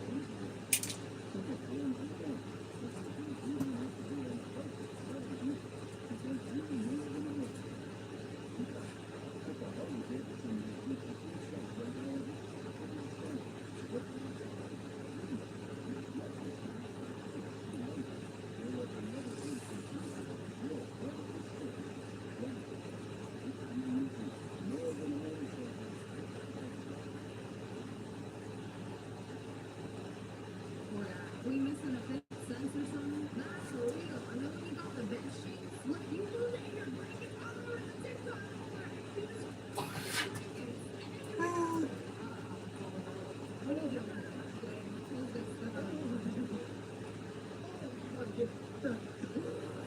Infuriating. This is so embarrassing for no reason when it happens in public. What's that? Oh, get my shirt outside. I got something getting me. I thought I had to make my butterfly. I was about to swear out. And then I realized one bump in the shoulder. Maybe a bug is grabbing me.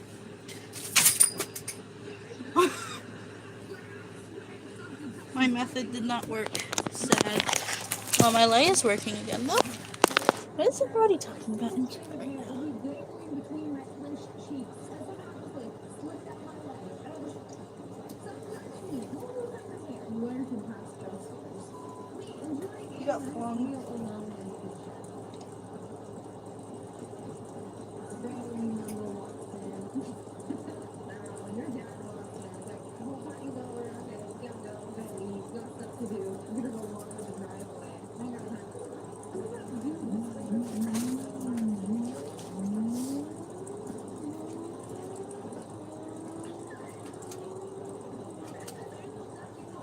Oh, my feet. Cramping. These are the metal steps. Check.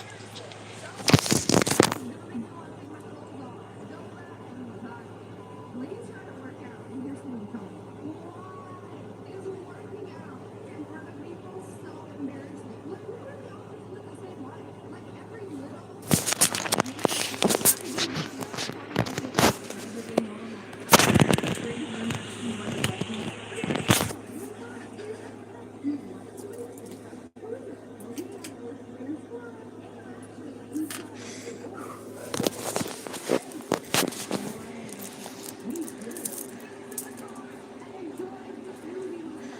Let's give me a minute.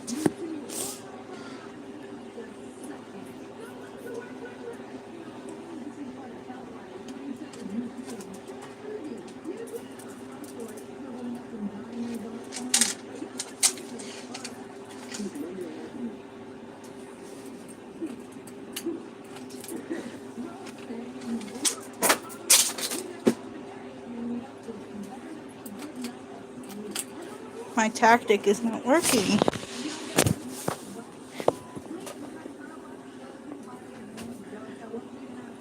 And I just knocked over my three.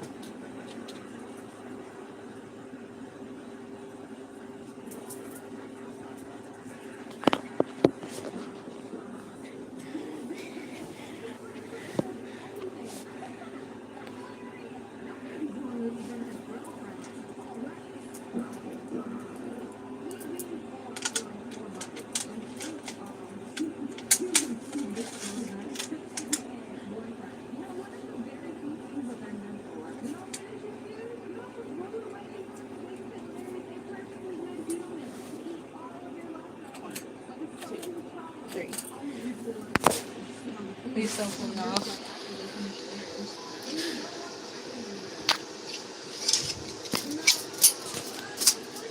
You just got falling off.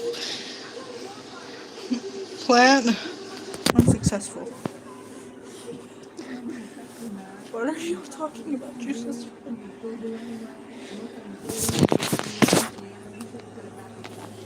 25 ways to kill Yoshi. Today is 25 ways to kill Jax. I think it was 50 ways. I forget.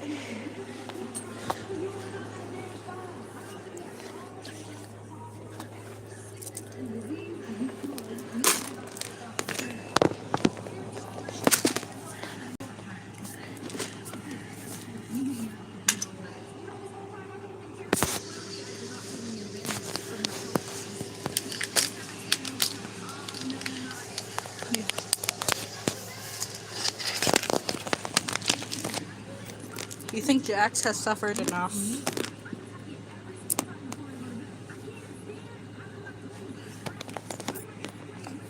Like, be honest.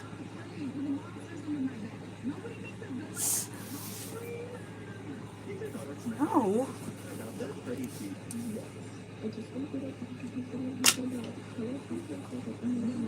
What else shall they done to Jax?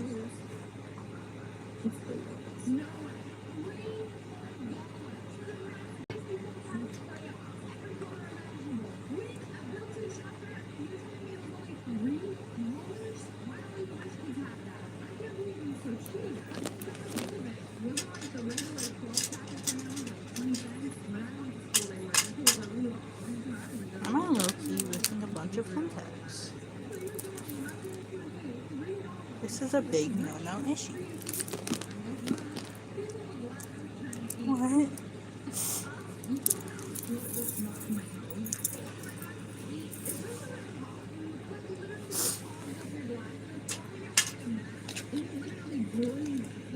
Okay, so, my entire floor is a hazard. Everybody could step on the floor and, get, thumbtacks in their feet. This is great.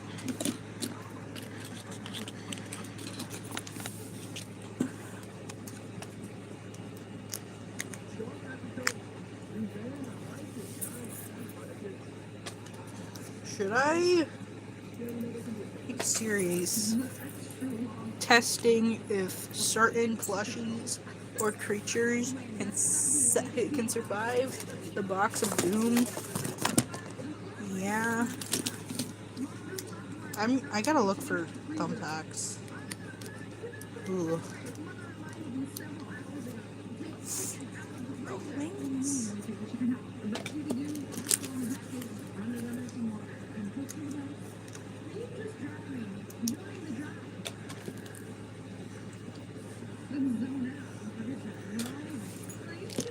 I'm gonna take the metal things out of Jax for now, and then I'm gonna go put them in the microwave.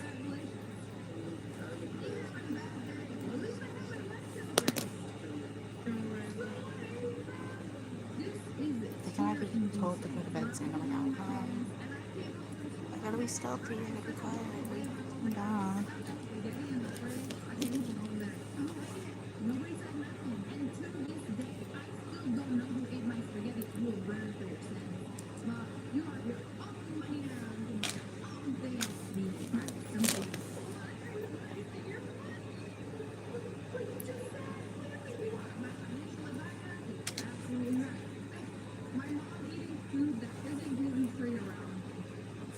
I can go throw Jax in the basement, or my cat can eat him.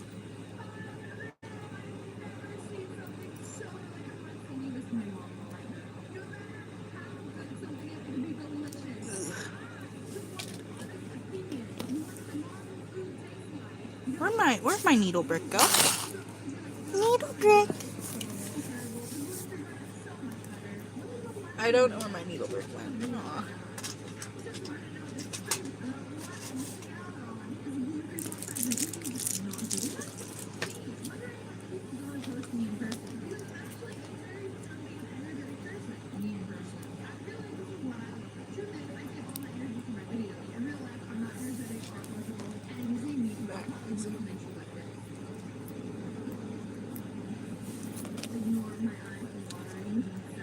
What should happen to Jax next?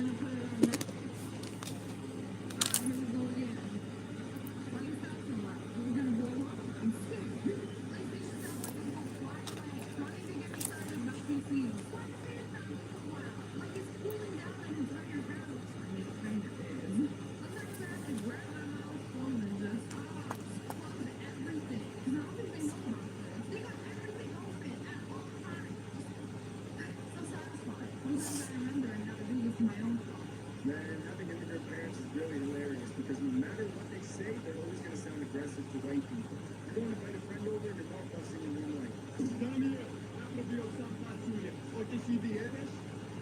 Yeah, we'll come back in a second. Okay, she sounded really mad. You guys should come back in a day or something. He asked her for 100, please. Something bad shall happen to him.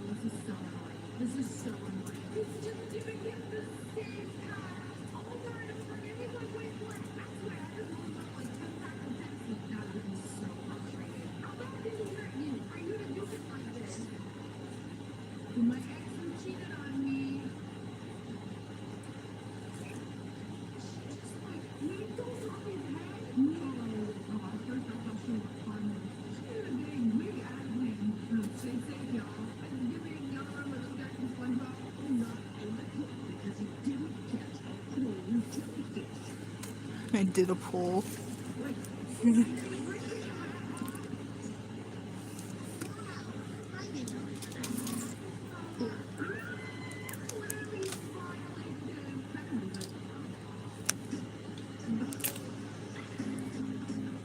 Ooh.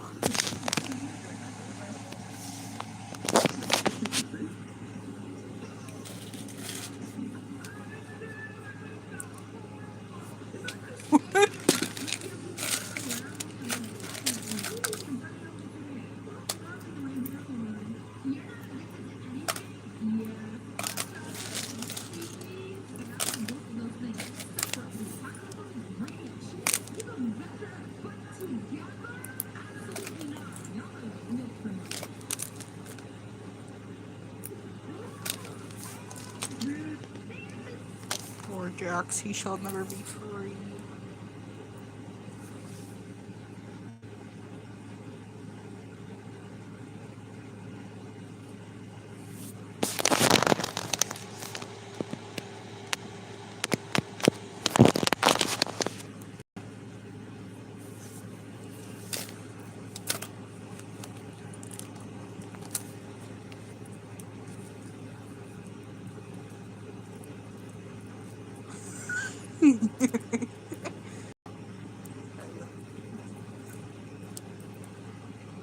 Okay, so I got a piece of string tangled in here. Wow. That thing, I'm gonna cut it.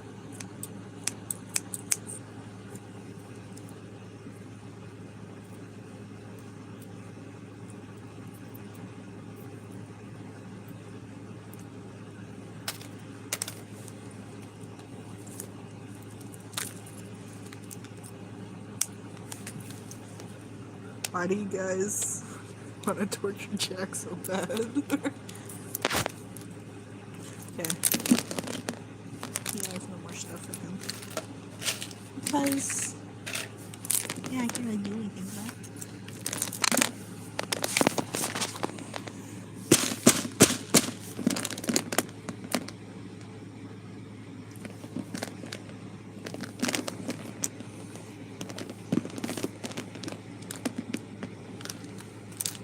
He still has the rope around his neck.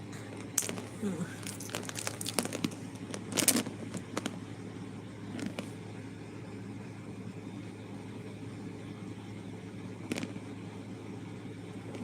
Wait, his head is damp? Should I, like, put them in the freezer? And see what happens?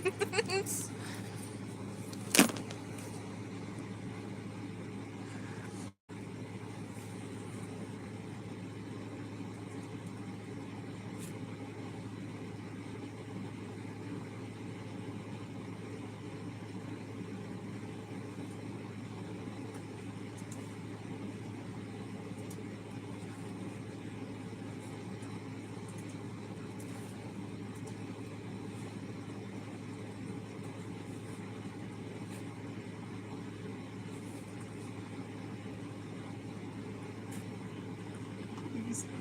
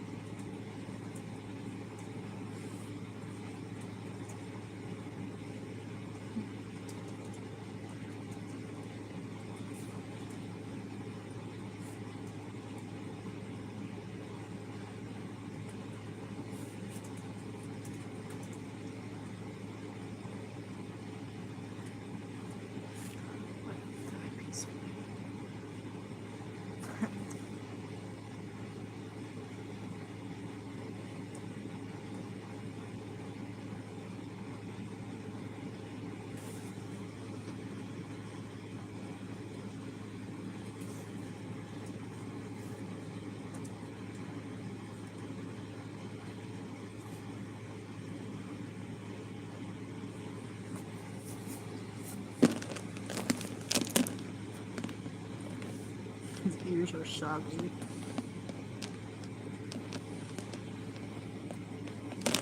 Soggy ears. A bit of his shoulders are soggy too.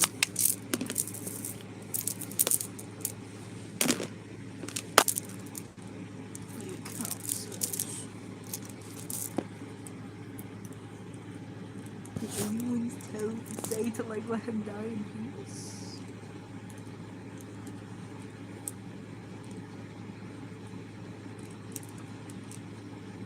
Both of the others are 0. What? Hold on.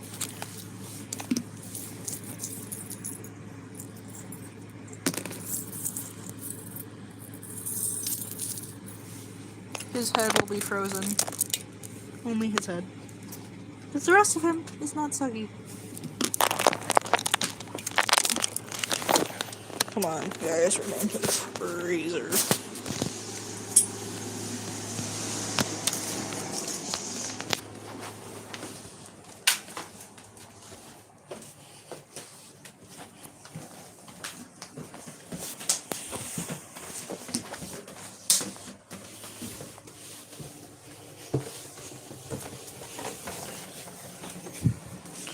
Oh, look, you're safe.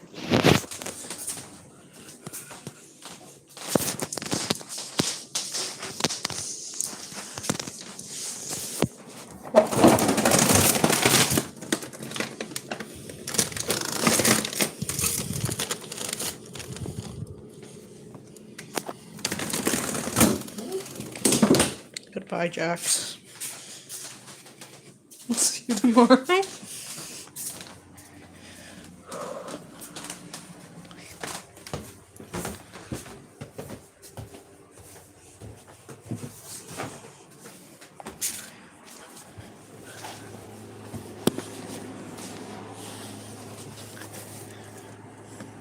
Oh, look. Tech right here.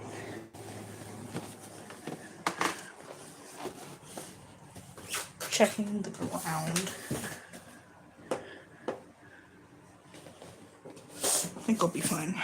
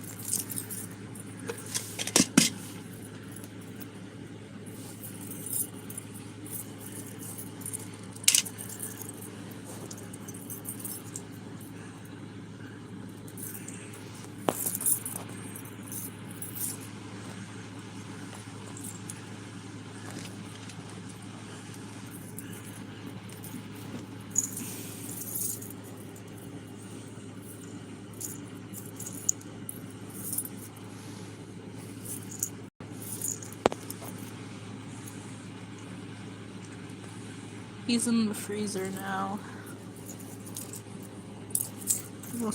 I'll make a post tomorrow. See if he did indeed freeze. Is that a splendid thing or no?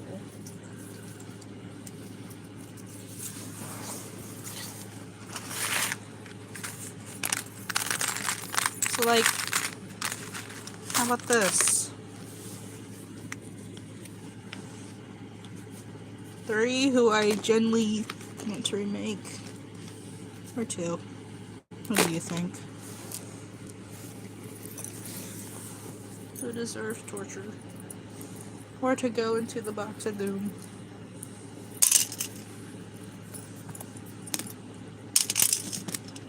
We had to put away all the fasteners because I dumped them on the floor and they couldn't even get on the box. Because they were too hard. Hello. Oh, I just realized I'm putting these in the thumbtack thing. Wow. Who's even here? 6 people.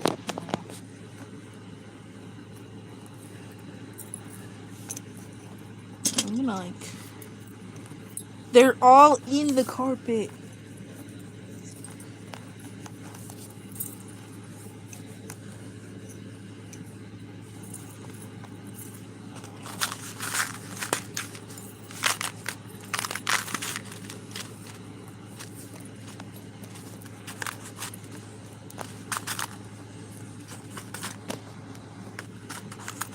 I'm gonna put 3 in the box.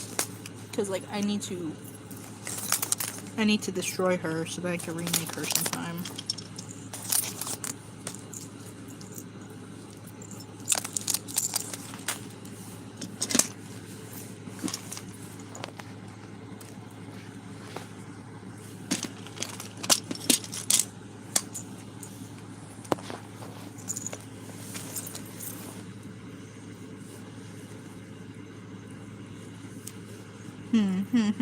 Do I have any more thumbtacks in the carpet?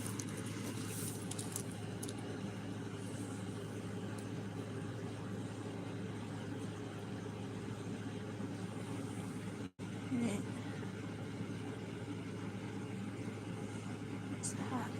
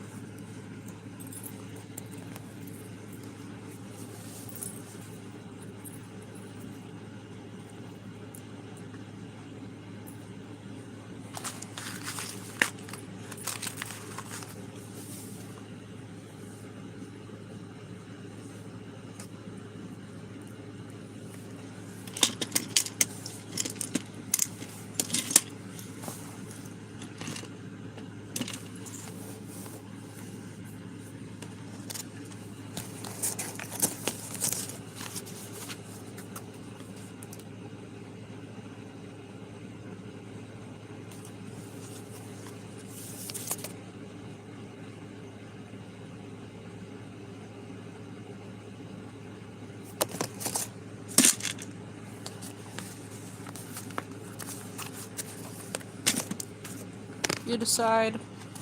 What shall happen to this creature first? Because I need to remake them. So I get to destroy them. Yay! I think I can actually put this one in milk. Or I can just like put it in the microwave. What shall I do? Hold on.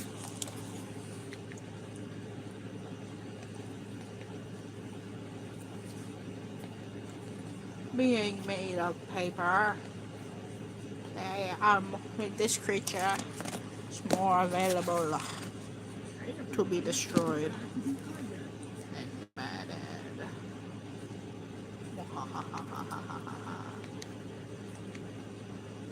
What time is it? I forgot the flash on.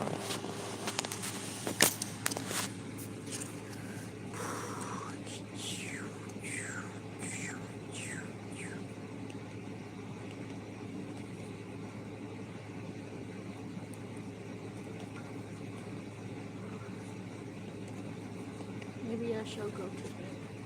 Perhaps.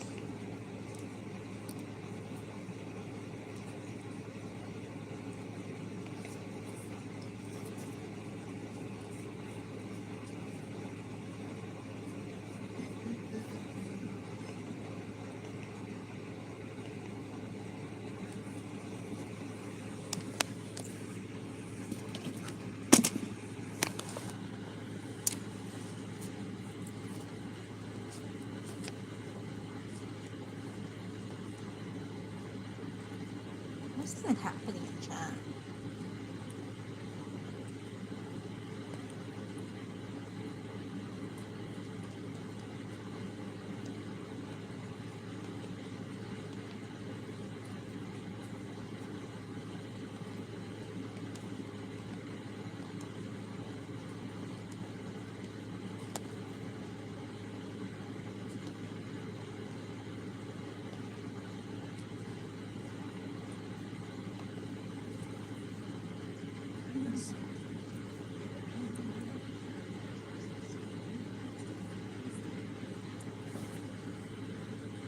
Okay, fools. Anyways.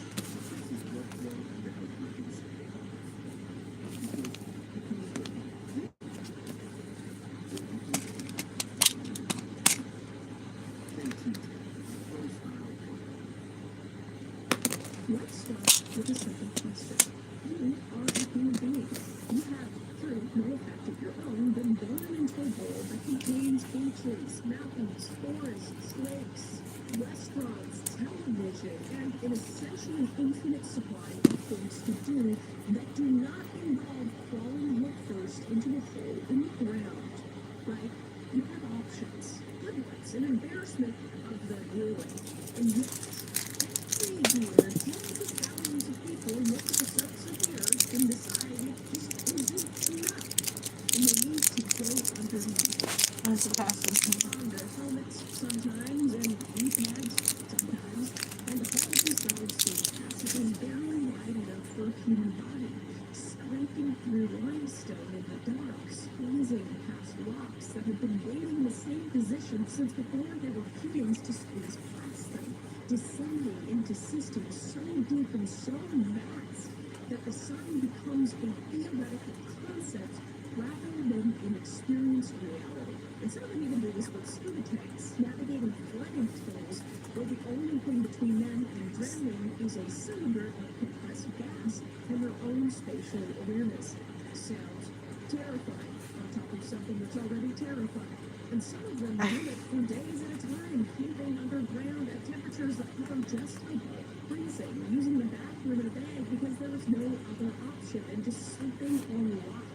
And they do this for charity, mind you, for fun, on the weekends, because why not? But there is a version of this that makes a certain kind of sense. Because the earth is genuinely spectacular from the inside. The cathedral chambers hung with formations that took 1 million years to grow. The underground rivers running through passages no human eye has ever seen.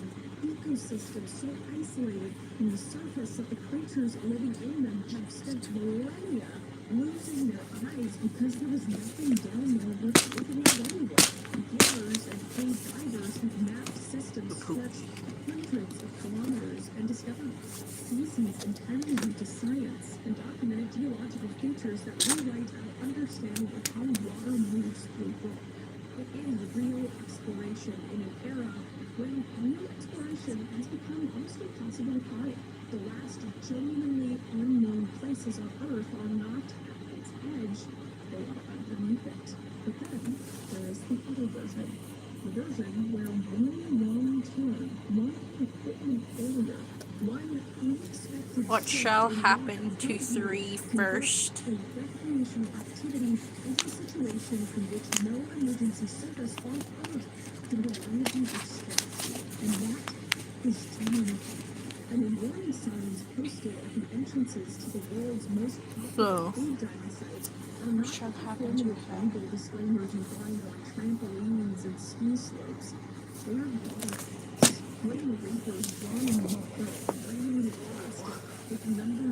My legs. They're bent for too long. Shall she go into the box of doom?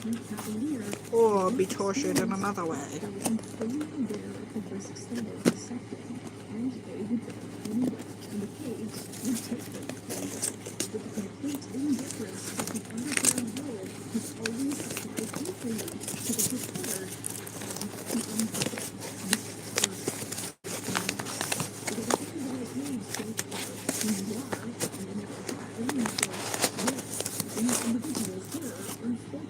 She is very snug in there.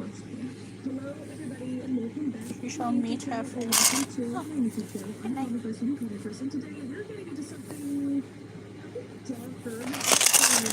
True crime or anything, but it's just I find blue diving and stalking extremely interesting in why people do it. But we're gonna focus on these three people specifically and their stories and who they were. So without further ado, let's get into it. There is a photograph of Billy Chuck taken sometime in his 40s that tells you everything you need to know about him. He is glowing with the wide, slightly goofy grin of a person who is genuinely, almost embarrassingly happy to be exactly where he is. That was Billy Chuck, a big Australian with an even bigger life. A young man who made rooms feel warmer just by walking into them. Now, Dave was born on July 20th, 1954, in Kandi, a small wheat belt town in eastern Australia. And he grew up as most Australian boys of that era did. Outdoors, sunburned, physical, unafraid of discomfort.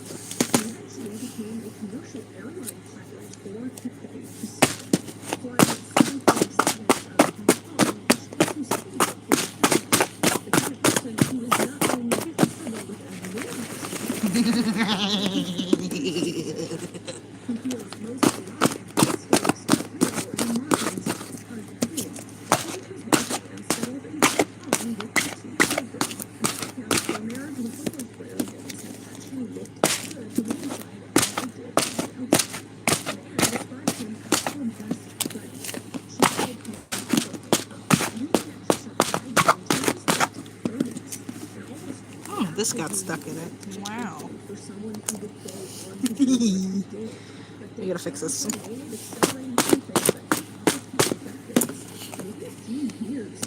I might need a new box of doom, but that's okay.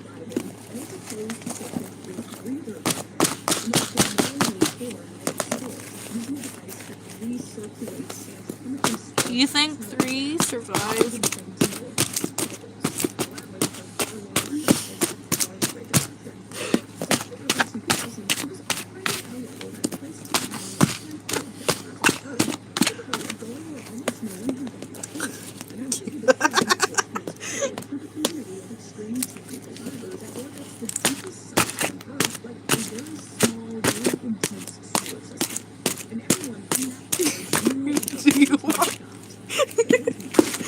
Do you want to check on her? Do you want to check?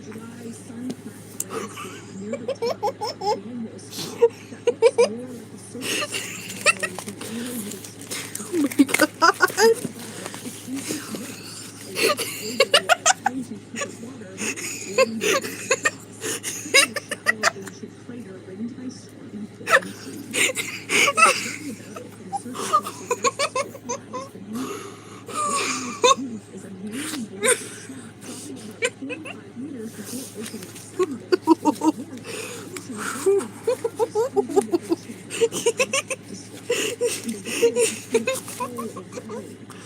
What should I do to her next?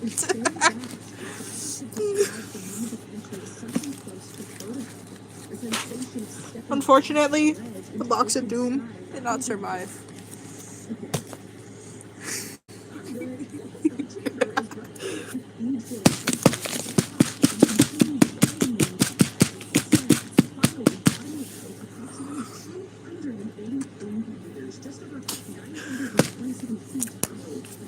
Guys, what should I do to her next? Even though She's just a little bit disfigured.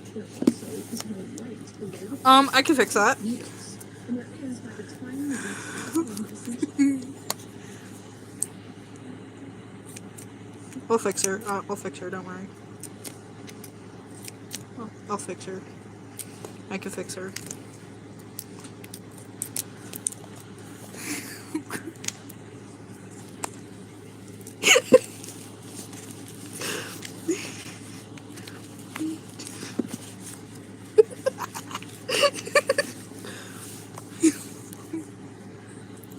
I fix her.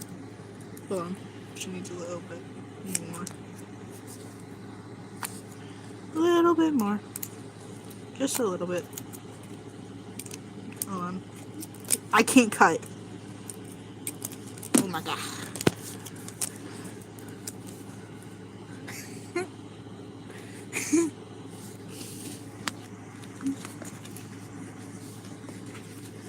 Okay, I fixed her. See? She's fine. She's fine.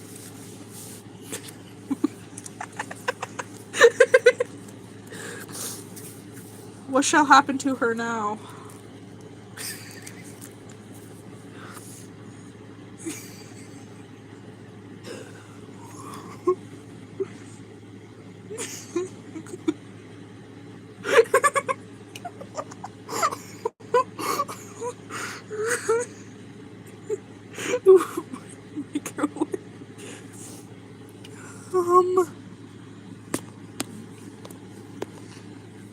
Hold on.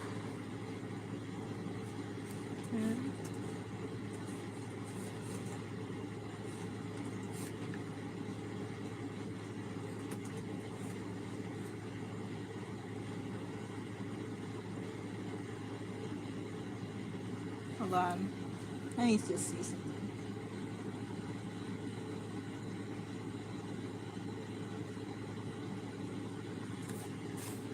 I gotta wait.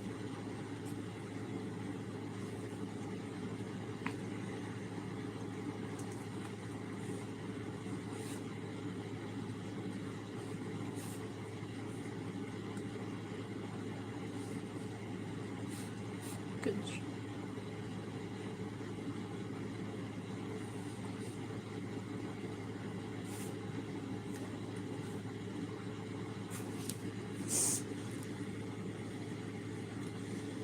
Okay.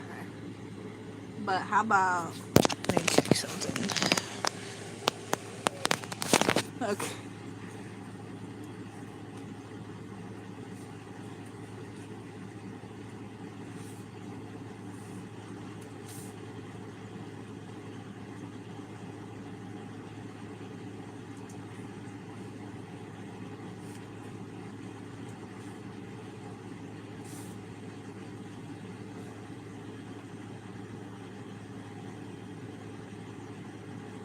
I'll put her in the microwave for like 3 minutes.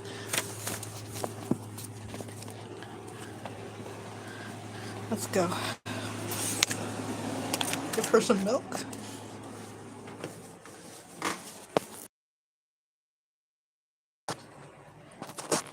Excellent. Excellent in myself.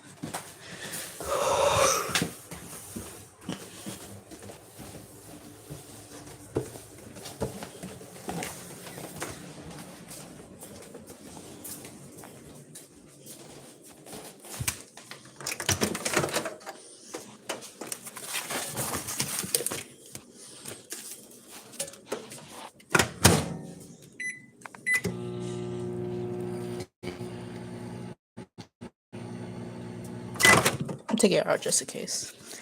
She got microwave for like 3 seconds. Like I'm scared. So. What liquid should I drown her in? So she meets the same fate as Jax. Boop. Get her some. What kind of liquid? Some of her organs fell out. Like, yeah. Milk? Like Jax, I can do that. Good enough.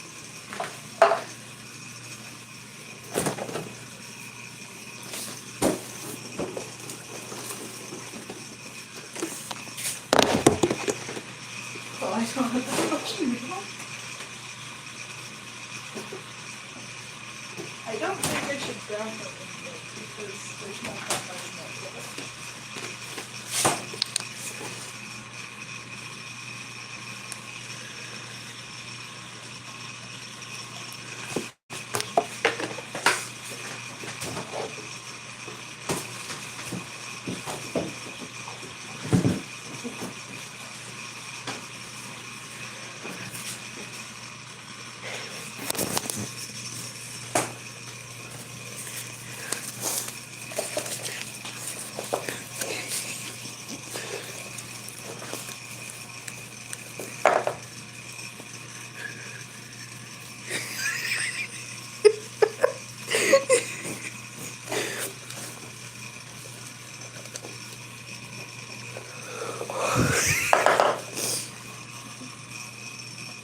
She absorbed the milk.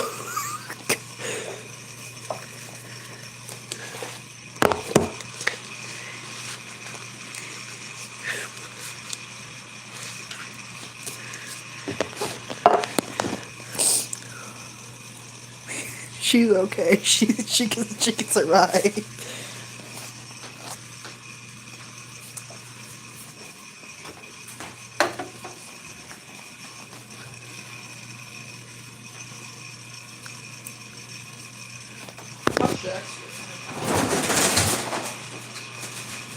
Oh. Y'all.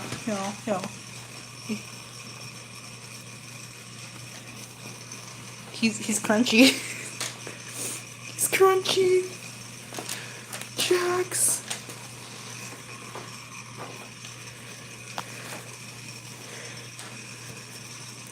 Jax is crunchy, huh? He's crunchy.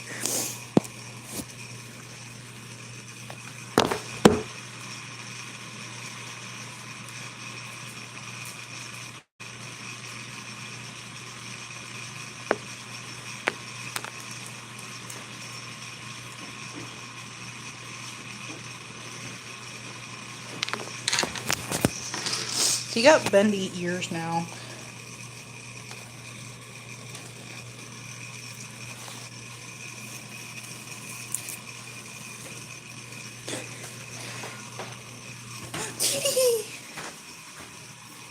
You can't come out of the basement because otherwise you'll piss all over clothes. Yeah.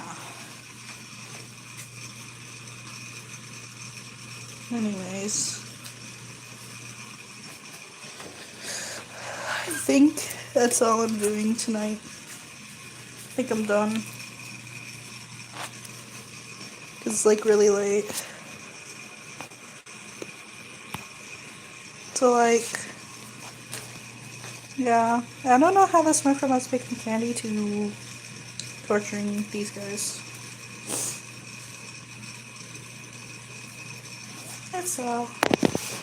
Bye. Wait, how do I end this again? No. Bye.